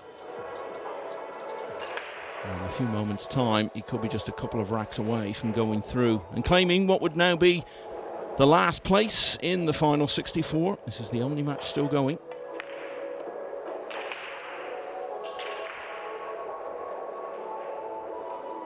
Yeah, probably just 2 cushions here with the hair of inside English, that being right English. Run the cue ball just, like I said, 2 rails, just to the middle of the end rail. Put a lot of speed on that. Didn't want to use the inside as much. Used a little more high ball.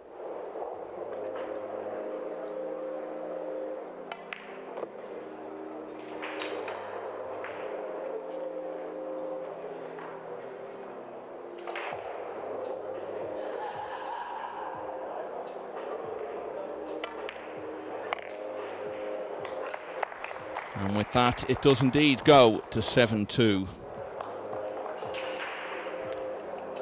Yeah, we were talking there about Barry Berman, who founded this event in his home state of Virginia all the way back in 1976, and I think he was still running it right up to the time he died, and the family had the best of intentions, tried to find ways of keeping it going in his memory, and then made the very good decision to hand it over to another Barry Hearn. And he was only too eager to take on the running of the US Open, moved it to Las Vegas, where we only ended up being for 1 year. We were due to be back there in 20, but then the world got turned upside down just a few weeks before the event, and there was no 2020 US Open, and so we ended up here in Atlantic City. This is the 3rd year it's been held here. We talk about all these great new events, the Hanoi Open coming up, the UK Open, the Spanish Open, the European Open. But this is the template for all of them. And you just feel the history of this event every time you come to it. Tyler Styer would love to be a big part of that history come Saturday night. And he needs just a couple more racks to progress to the next phase. Yeah, he's going to get near the blue too also, and rack opening up. He's made 2 on the break again. The way the tables are playing, of course, nerves are high and everyone wants it so bad. If you can throw in like just 2 to 3 breaking runs in a match, that just seems like could be enough to turn a lot of matches in your favor. It's already starting to feel like a long time ago, since the days when you could see players just run off 4 breaking runs in a row and think very little of it. And I remember talking to Phil Yates about this earlier in the year. It's hard to think of a parallel in another sport that's seen the nature of how the game is played change so much over the course of just a year or so. The new breaking rules, the tighter pockets. It's just been such fundamental changes, really. Yeah, I mean, it's more of the game that I played now. Maybe a different route of getting there. You know, the equipment has just gotten so good, you know, the template and all that just made the game a little easy. I wonder if Tyler's recognizing he can go 3 rails here to get on the pink for the lower right corner. Yeah, now he sees it. And it's real natural, too. Watch, he'll travel some 20 feet around the table-ish. But really, you don't have to put a ton of speed. You're going to go 3 rails here, not get to the 4th rail, just kind of coast into position. I think this is okay. I didn't even think he had to draw it, really. Just a running right English, I thought, could get him to the top rail.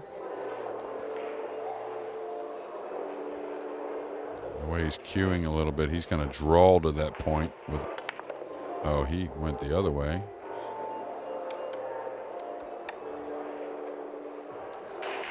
A nervous tap on the table with the chalk as he waited to see how it was going to finish up.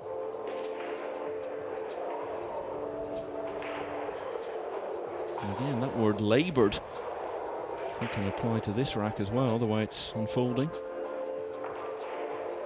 Yeah, you figure the safety here. Could go cross side with a high ball and kind of knowing that the pink, if he misses it, it's probably going to be up table and it's going to leave a long, difficult shot. I'm not sure what he's doing, but he's definitely not playing safe. Looks like the cross side bank. Well, he may get safe anyways. Well, it's going to leak. And it looked like, watch the pink 4 turn backwards there. Caught the point. Acted a little goofy off that 2nd rail.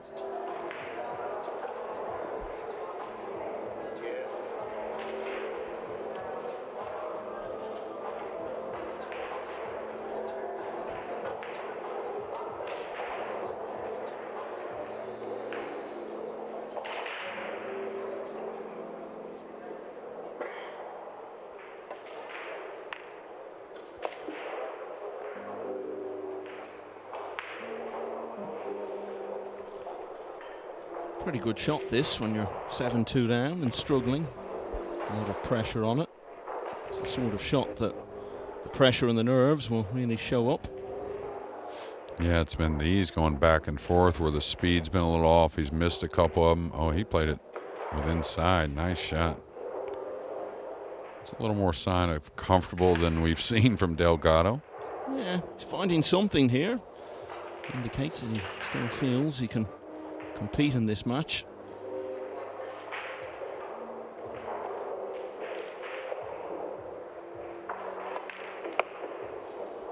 Maybe a little too much speed. From ideal anyway, should be okay.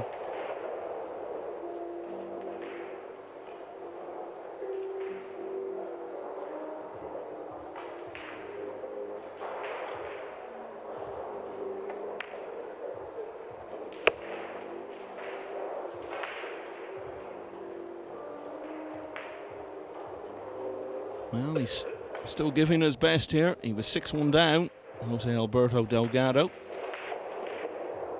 He's won 2 of the last 3 racks though, so this contest is not over. Tyler Styer still very much in command at 7-3 though. Have you been to Vietnam before, JJ, or will this be your first time? First time to Vietnam. I've been to Southeast Asia 6, 7, 8 times, but just the Philippines really. Of course, we always used to go to Japan quite a bit for tournaments. But yeah, no, never to Vietnam. Super excited about it. In your travels around the world, through your involvement in the game, what would be the most interesting place that you've got to see? I used to think Japan was the nicest country I'd ever been to, and I've been in a while, but just an incredible place. But got a chance to go to Switzerland last year, and I'll tell you, that was a very special place all the way around.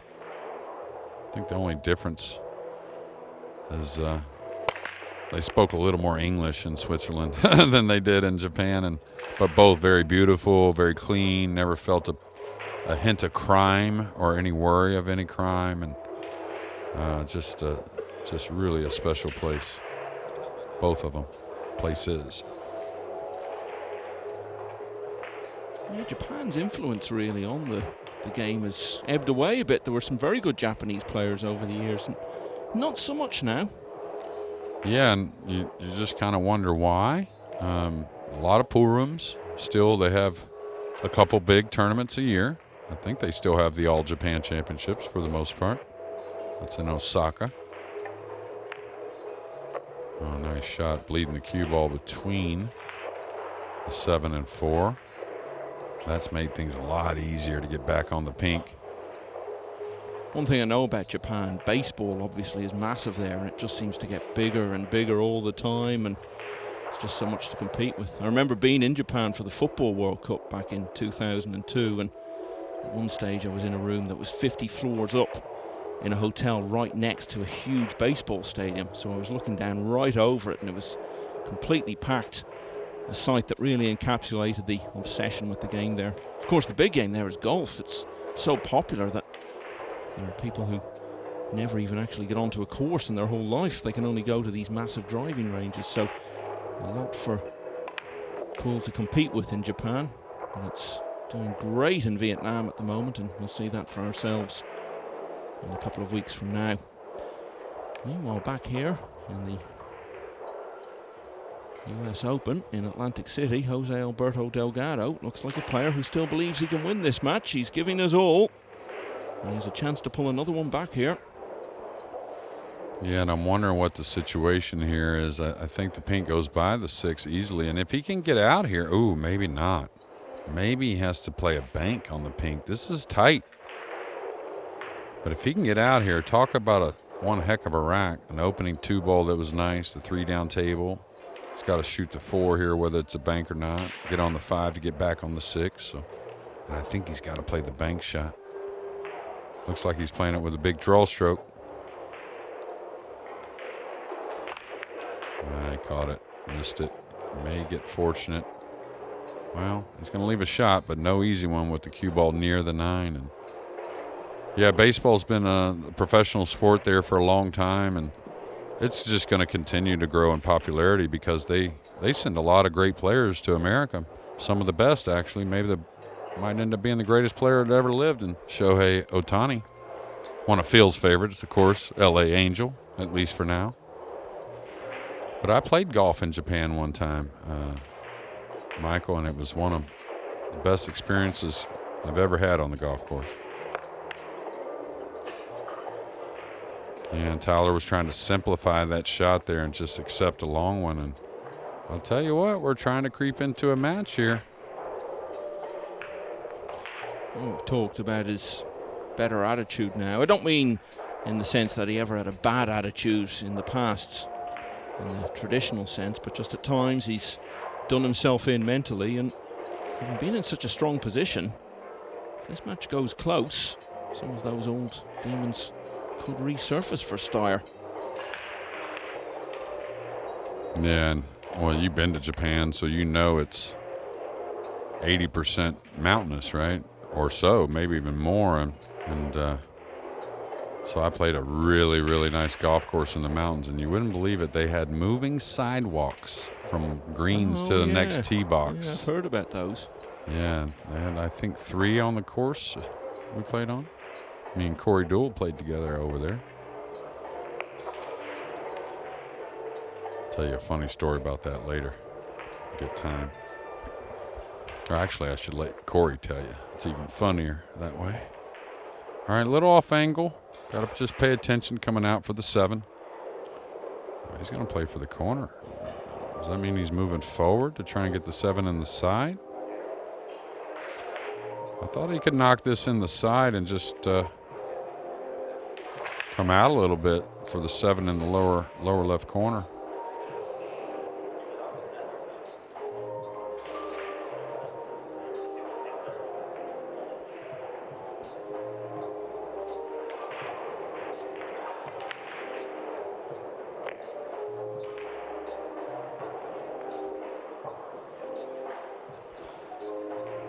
There's a man who's starting to look a bit concerned. And, this was his chance just a few minutes ago, but horrible bridging over the 9, and as a result he missed the 4, left it in the pocket. Had that gone in, he'd probably be writing down 8-3 by now. And of course it's all ball fouls, but I'd have to ask Tyler there. I mean, he was really extremely hitting down on that cue ball to where you would see most try to get it a little more level. with the cue, kind of like a more rolling ball. But Tyler knows a lot about things on that pool table. Interested to see his response. So, having been 6-1 down, Delgado's got it back to 7-4. Come on then, no other matches going on, so this is a good time to tell us this story about you and Corey Jewell playing golf in Japan. Oh, okay. So we had a guy from Callaway that a few of the players knew, and a really nice guy. Got to know him. He invited us out to a super nice club, and it was about a 10-hour experience, but just to get on with it. We're on the first hole, and in Japan at the nice clubs, they have these ladies that are caddies, and every one of them that I saw was probably 65, 70 plus years old. So they wear these big old sun hats, and they have a cart that carries all the clubs, and a motorized cart. So the ladies out on the range with us and watching us hit balls, because these ladies are very, very educated on golf. And I've never had a caddy read the greens better, by the way. But on the first hole, Corey, who hits it a mile sometimes, he tanks one down there about 30 yards from the green on a par 4. And we get down there, and we all hit our second shots. And so all the pressure's on Corey after the big drive, and we've hung around this lady now a couple hours, with the range and the putting green and everything else. We've never heard a word of English. So Corey, he tries to hit some type of shot, and he hits it fat and chunks the ball, and this lady starts laughing. So we all look over at her. It's me, Corey Jewell, and Johnny Archer, and the man from Callaway with us playing. And we look over at her laughing, and we start laughing, and she looks at us, and she says, oh, Duffy, he duffed it. It was just super funny. Corey took it like a champ. He started laughing, and it was all hugs and smiles with the lady the entire day. And that was the first word of English she'd spoken? On the first hole, yeah. The last word. And besides, like an iron she'd hold. Yeah. But, in the mountains, you get really fooled with the greens because, there's the natural slope of the mountain itself, right? But she could read a green, and she'd tell you here and uphill and downhill with her hands and whatnot. It was just really a great experience. Tyler Styer could do with someone to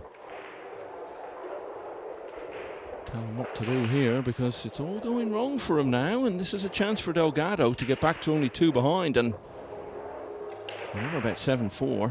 I think once it goes 7-5, Styer will know this match is back in the balance. Yeah, and the speed control has been a real issue for Jose the entire match. I'm not really sure why, to be fair. Usually cue ball's pretty tidy. Smart player.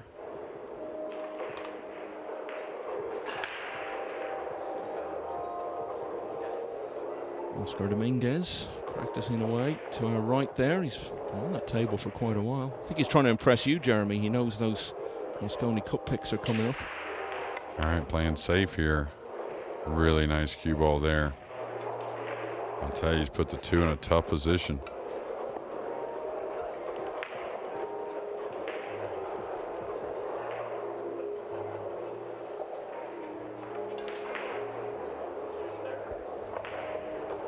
One player who is through to the final 64 is your pick. Ko Ping Chung went over to the loser's side quite early and only just got through against Radoslav Babica, 9-8. Well, that's my pick besides an American. But, yeah, I like him to get in there, be in that final. And I'll tell you, he struggled last year at the World Cup. But then, what a hit. And that makes a huge difference, that hit, even though it's over the pocket. But then ever since then, I think he's really started to shine and be in more form every time I see him. Well, he was only 1 rack away from getting to the final here last year.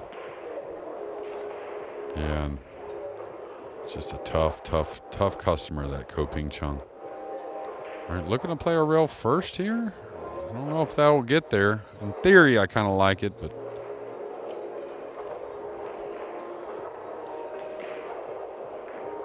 sure missing the big guy, Ekling Kachi. Yeah, well, That was who Ko Ping Chung beat, actually, to get to the semis. That's what reminded me of it. Yeah, but good news on him in the last few days. He had that accident recently, and what we were hearing was he might not be back for a year, but seems to have turned around, and he could be returning to competition much sooner than that, and possibly even playing for the Mosconi Cup team for Europe. Yeah. Awesome to hear, and he was just coming into his own in his game, and really, in my mind, it was inevitable for him to be one of the elite top players in the game, and he was starting to really show it. And he just played so well to win the UK Open back in June. Okay, he's going to play a rail first now. You're not going to get that close to it unless you punch this, so you could miss it if you try to get a lot into the cue ball. Yeah, I don't understand. You got to really just kind of, I understand why you want to get closer to the combination. He wasn't trying to go past it, but, you know, you're coming back in this match right here. You got to kind of buy your time a little bit.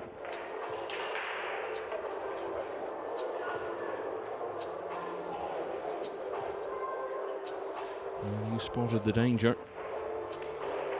And for all that this match has slipped out of his grasp just a bit over the last 20 minutes or so, Styer knows if he can win this rack, he's back in a very comfortable spot. He's going at the 4-6, coming around the 8, it looks like.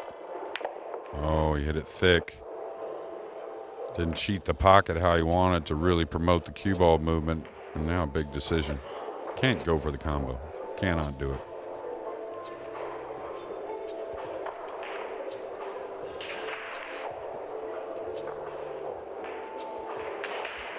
And in some of these players' defense, as great as they are, a lot of them really, in this era, have really not grown up playing on this type of equipment too often. You know, they play to learn to where they can slide the ball in a lot and, you know, go for a little rail first like that on the 3, and it rarely misses. And you got to kind of relearn a few things.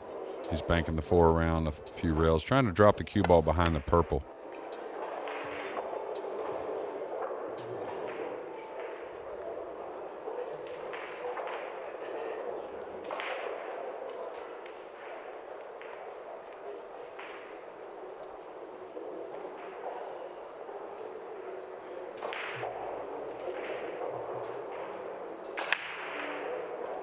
We're talking there about some of the countries you've been to in your career, Jeremy. What's the most obscure place you've been to? Somewhere that you might have expected a pool player to end up going?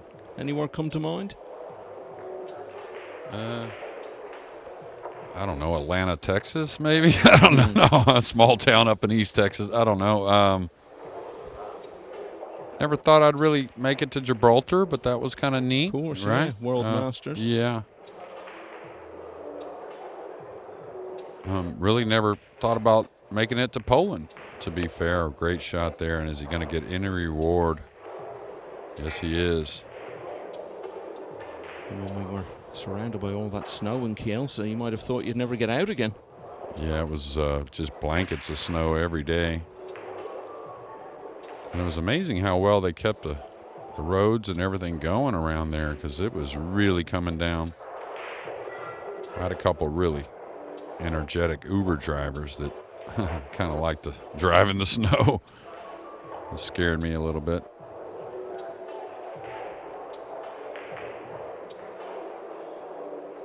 Okay, is he killing the cue ball here? Gets around the 8.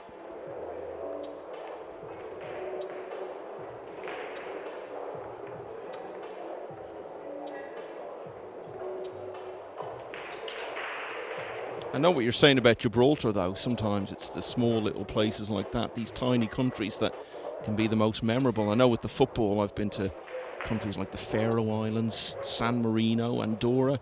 Tiny little places, but so interesting. Yeah, well, football's very international. And, you know, pool, we know that way as well. So, that's that stroke we saw at the beginning where he really never settled the cue before the last swing and got a little quick. Now Tyler should just do what you normally do here, pull the cue ball back to the, yeah, there you go. Don't overthink it. And that has all the look of being the moment where Delgado's attempts to get back into this match could stall. Good judgment needed here, though. I always say, when the ball is over the pocket like that, coming in and out with the cue ball is a bit unpredictable. Well, that looks pretty good. Bit of work to do still, though. It's not done yet. No, not at all. He settled there. A lot of players, myself included, unless I was fooled, but what I was seeing would have come to the long right rail and then come into the 7 for position, but should handle this.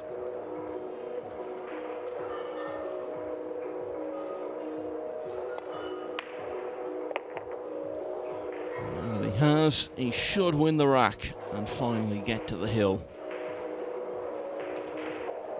Looks like he's a hair off angle, like going forward may be a little touchy.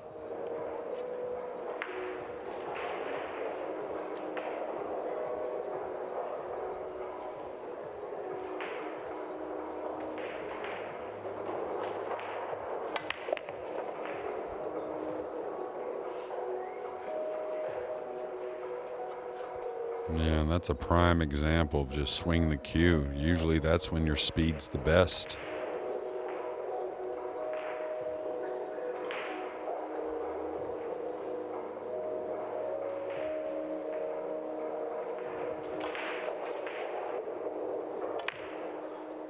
Well, Delgado will be sick. He worked so hard to get back into this contest, and then really disappointing miss there gave Styer the opportunity. And now Delgado is going to have to win 5 racks in a row. It's 8-4. Yeah, I know it's touchy at the moment, but did get to go to Moscow and St. Petersburg a couple years in a row, which the people there that own the pool room really treated us like gold, in a really neat place. Yeah, I don't think any of us will be going anywhere near there anytime soon. Although I do remember being in Moscow and walking around the Kremlin. It's just surreal, those buildings that are just like nothing else on earth. Yeah, and all the statues and architecture around. And St. Petersburg was quite a bit different, more like a cross between a Venice, because they have a lot of canals and whatnot, and then a couple other European cities I've been to. Such a wonderful thing about a life working in sport, isn't it? You get opportunities that life would never have thrown at you otherwise, and seeing places you'd probably never have been to is a big part of that. Tyler Styer, of course, won a big tournament in Russia a few years back.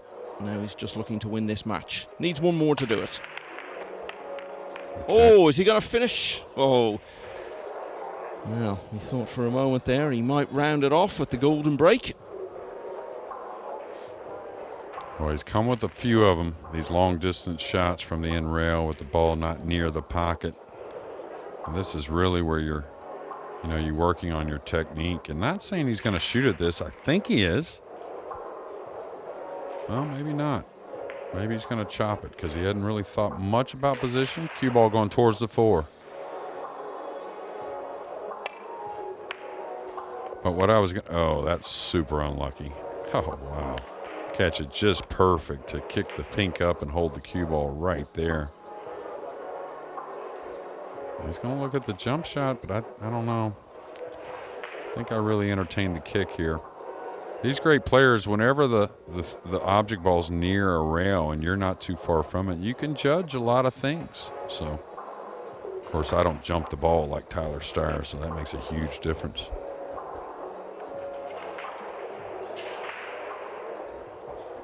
I tell you, though, whenever I got out of Gibraltar, you've been there, of course. When you get out of the airport, you actually cross the, what's the word I'm looking for? The runway to get out of the airport, actually. Oh, yeah. And the high winds there. Were you on that flight with me that... No, I've heard about it, though. Yeah, oh my gosh. Terrifying stuff.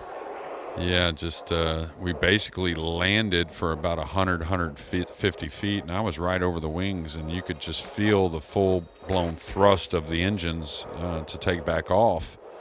because they have a wind condition there. If it gets up too much, they don't have enough runway to finish the landing. So we had to take back off really midstream. The pilot came on the air and said, sorry about that. We've got to take another run at it.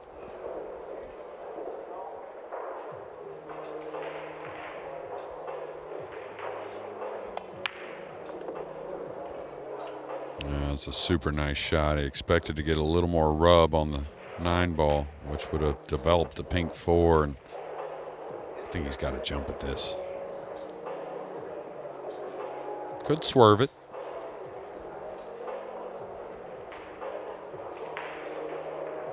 A lot of the players still here around the arena practicing. Lucius Yap is there as well. Oscar's been there for some time now. I can see a few others in the distance who I can't quite make out. A lot of the juniors are on the tables just to our left here ahead of the start of the SVB Junior event that Khalid Al-Ghamdi won last year.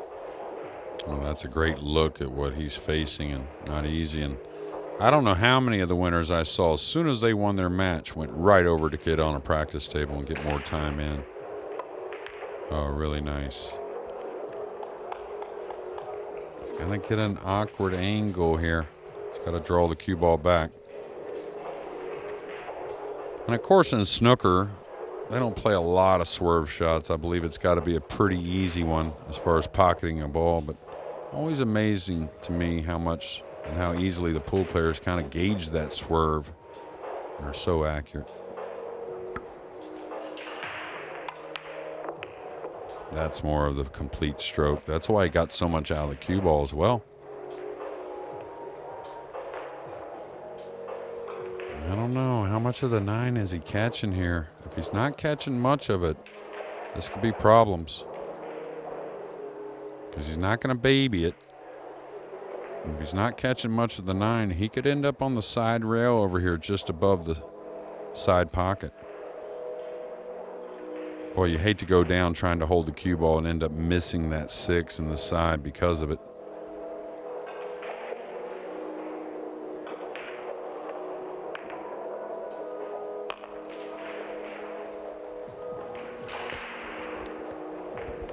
Showing a lot of heart here, Michael. Yeah, well, he's never stopped trying or even dropped his effort level at any stage of the match, even though it's been a contest that has never really thrown much his way.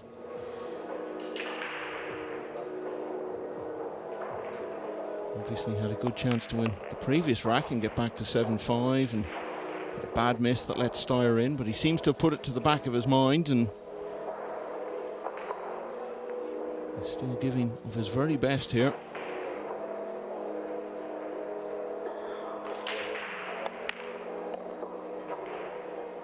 Well, the other matches finished some time ago. That's the only one still going, playing for the last place in single elimination.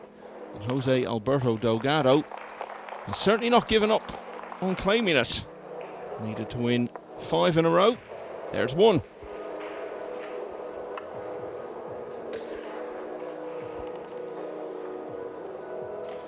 I think we've been pretty restrained this week, Jeremy, the amount of time we've spent talking about golf. We normally seem to work it into most of our conversations. So let's allow ourselves a moment to just break away from this and talk about the Ryder Cup. What do you think? The Americans haven't won in Europe for 30 years. Is this going to be the time? That's amazing. Well, you know, I used to bet on things a little bit. And a couple years ago, I was in Vegas during the Ryder Cup.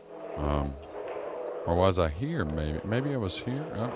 Were we here? Yeah. Okay, we were here. Yeah. Well, I knew I was somewhere where a casino was because I saw the odds at 2-1, and this is before Live. I kind of felt like it was a 4-1 proposition here in America that year.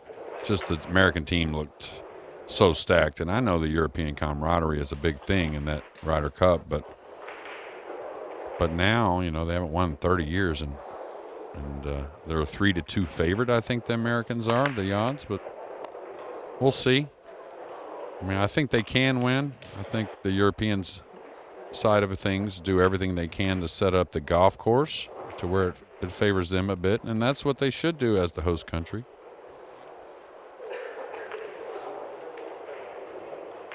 But yeah, I mean, if someone wanted to take Europe right now, I would certainly give him a little dinner wager. I would take America. Yeah, I think this might be the time you finally get that away win. I'll be cheering on 12 of your compatriots. I've got 2 of mine on the European team, so we're all very excited about that in the coming days. But we've still got some pool to watch here before today's action is concluded. And Jose Alberto Delgado is fighting the good fight, showing admirable resilience here to keep giving everything.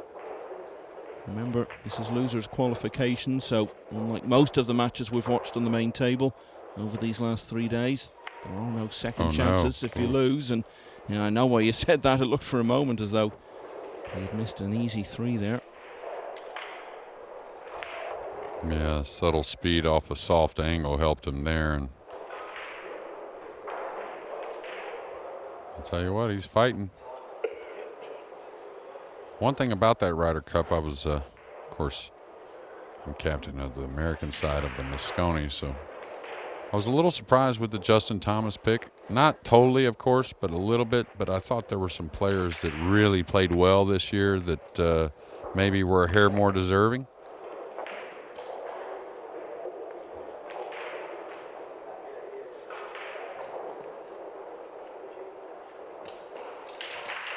Tough job, though, isn't it? You've only got a limited number of picks and so many players vying for them. But then you know that as well as anyone from your experiences. Yeah, absolutely.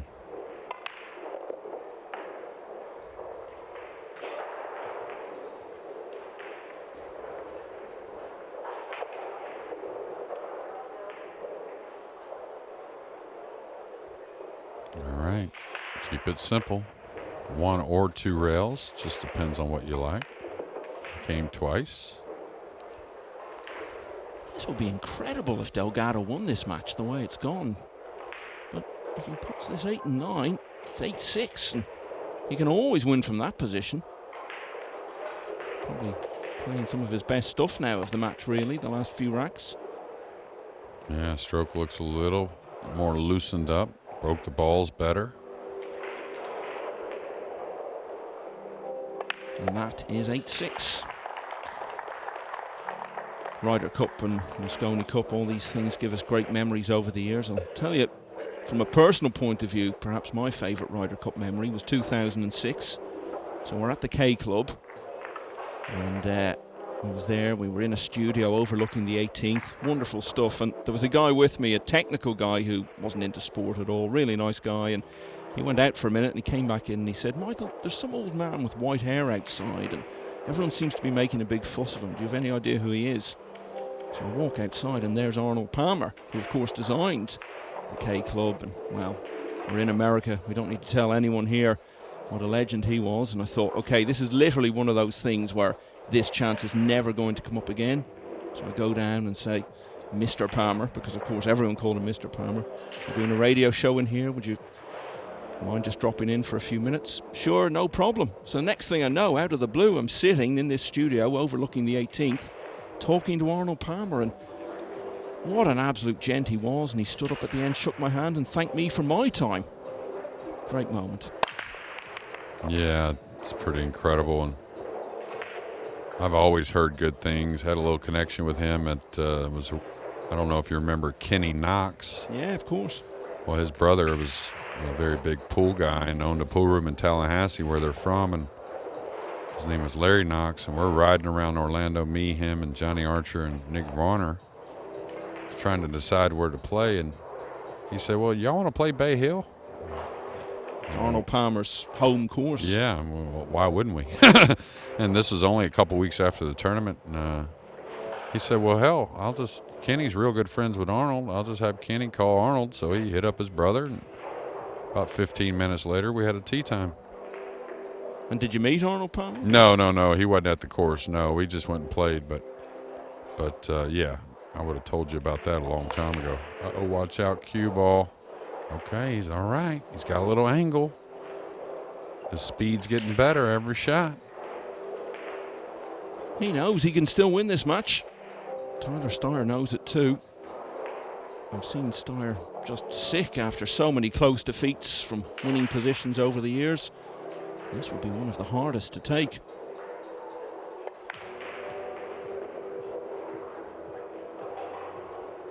he's got to pay attention to this one. This is the difference in these pockets. It's not always the tough shots. It's the little ones that are a hair awkward. You know, you can get preoccupied with the cue ball. First things first.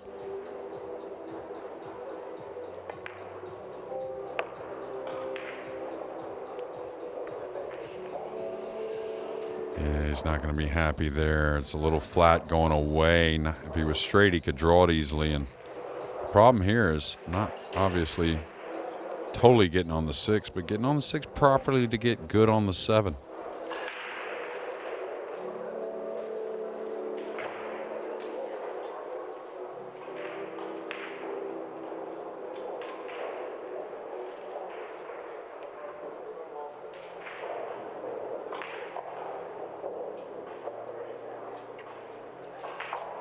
That's smart there, recognizing he can handle the 7 from about the middle of the table. So that helps him getting on the 6, gives him a little more freedom.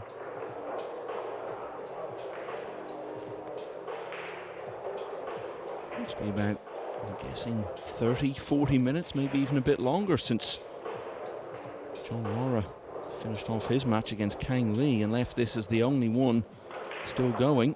And we could be here for a little while yet. Decent crowd have stayed to watch this last match finish out. Oh, that was a confident delivery there.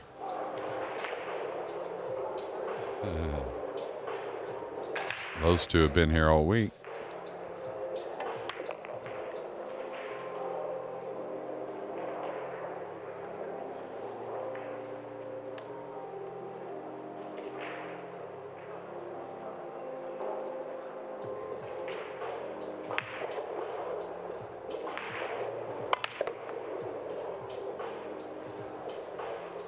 Well, he looks a completely different player to the one we've seen for most of the match.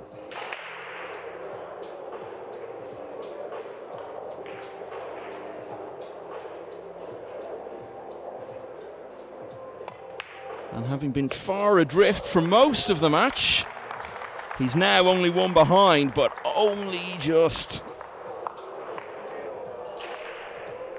Yeah, I didn't say anything, Michael. I was making sure we didn't give him the double dose of the commentator's curse. You can see Tyler Styer getting out of his chair to take his time out.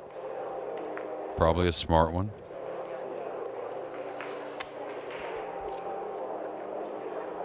Yeah, Delgado going out for a moment. So continuing that conversation we were having there, Jeremy. A sports star, either living or no longer with us, who you've never met, who you'd love to run into and sit down for a chat with for 20 or 30 minutes. Oh, man. Well, I met him when I was a kid, a couple different times, but never really had any kind of adult conversation. But one of them that's up there is Nolan Ryan for me, which I know you're not the baseball guy. Yeah, you're going to have to tell definitely me more. Okay, well, he's just a old country boy from down where I'm from that's holds many records as a pitcher in baseball, and can't say the greatest pitcher ever, but he has a few records that'll never be broken, in my opinion. You know what a no-hitter is in baseball, where no one gets a hit at all, right? Yeah, I do know that. Yeah, well, he has 7 of them. So, and got 2 of them in his 40s. But just the type of guy I would like to sit down and talk to as an adult and just hear some of his stories. But otherwise, let's see.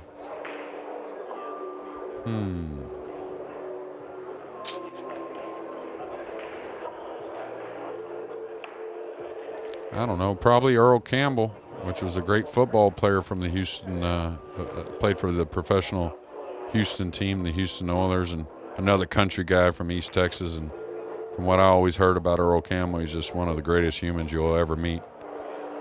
You know, now you could take back.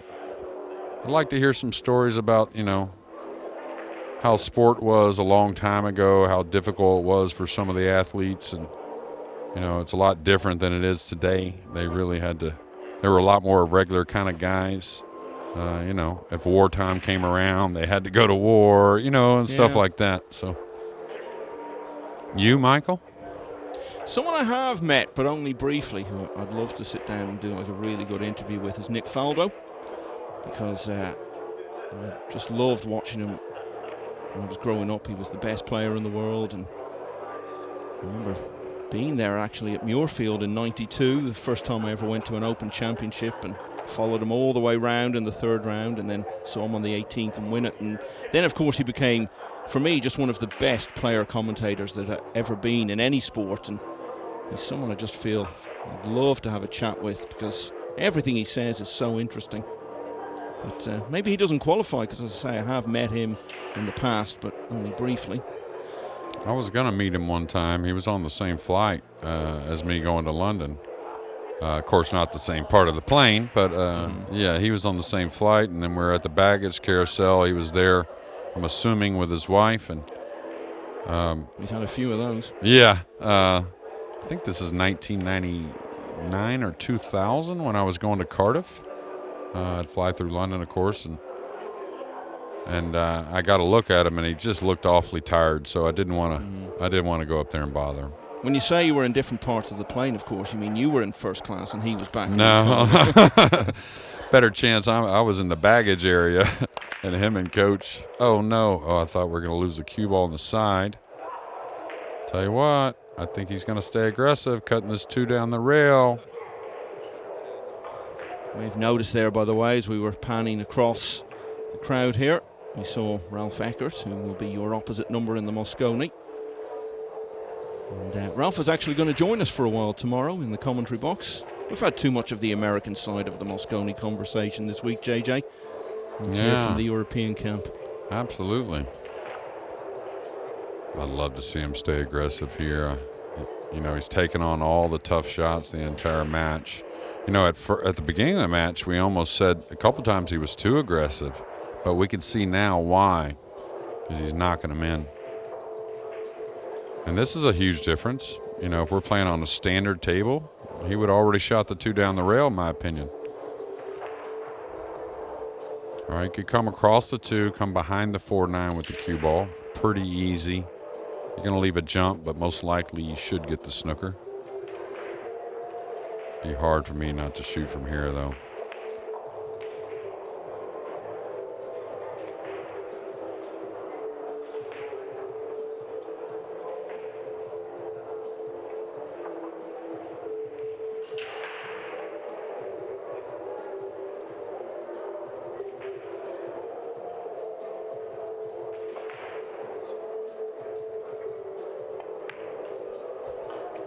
He's overcut it, but he played the cue ball with a little inside spin, knowing it was hard to hang that ball at that speed and that angle.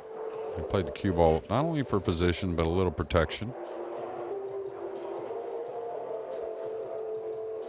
Now I think Tyler's looking at the correct kick to the top of the table.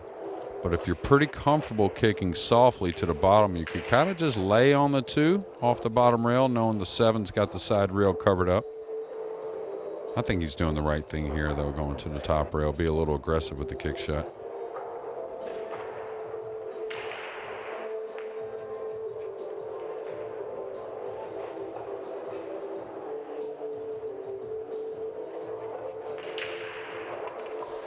Love to get some action on this where the cue ball kind of comes off the 2 and dives towards the 3. Don't want to warp it, but you do want to put a little speed.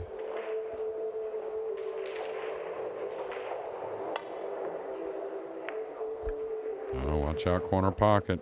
Watch out, corner pocket. He's going to get the snooker, maybe. Wow. So imagine, Michael, how thin did he have to hit that 2? The 2 moved about 8 inches, and the cue ball ran about another 12 feet. It's amazing what pool balls can do. I think a similar shot here, kind of overcutting the 2 and running the cue ball.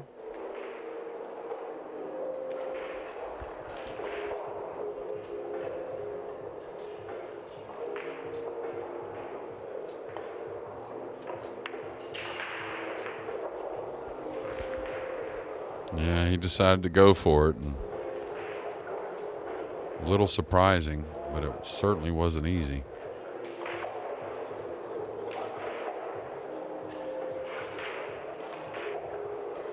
Now, what kind of angle does he have here? Is it, you know, sending the cue ball a little bit behind the 4-9? That's what I'm saying. Is he going to try and ease this? That's a touchy shot to a tough pocket. He's got a very open center of the table here. I may come above this rather than rolling this ball. That being above the 4-9 with the cue ball more towards the center.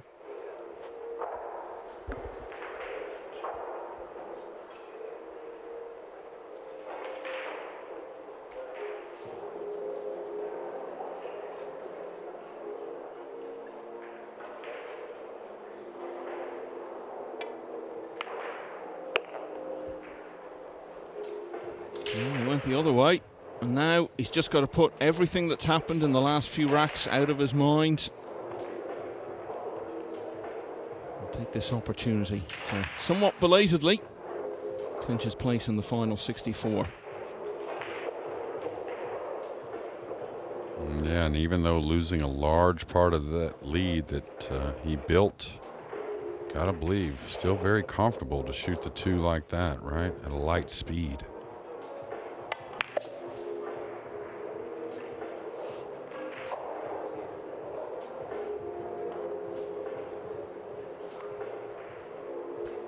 Yeah, this is far from over. This is a really awkward angle.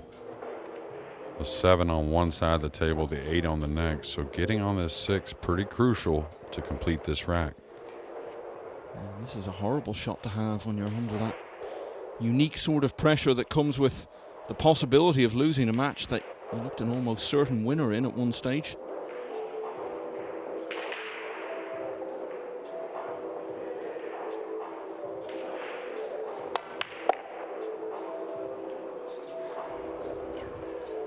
Boy, that's the delivery I saw time and time again there in North Austin at the 50th Texas Open.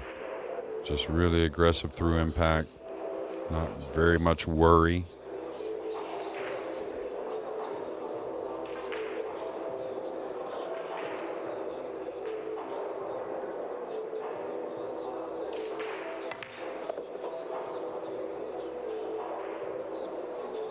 Well, he's gotten absolutely perfect here. There's no better angle.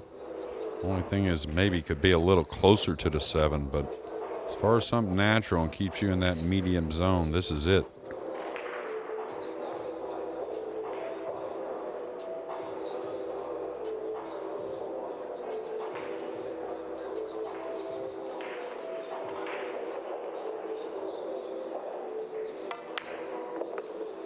So 2 hours and 13 minutes after the match began.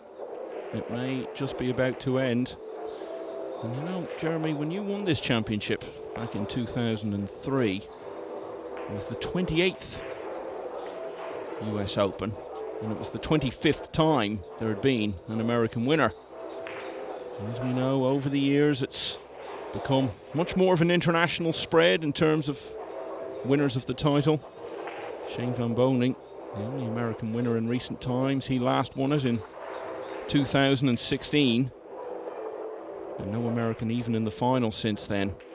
But maybe this is going to be the weekend when things start to swing back towards the home contingent. Because if Tyler Styer can pop these 2, there will be 9 American players in that final 64. But he's left himself a nervy one for the match.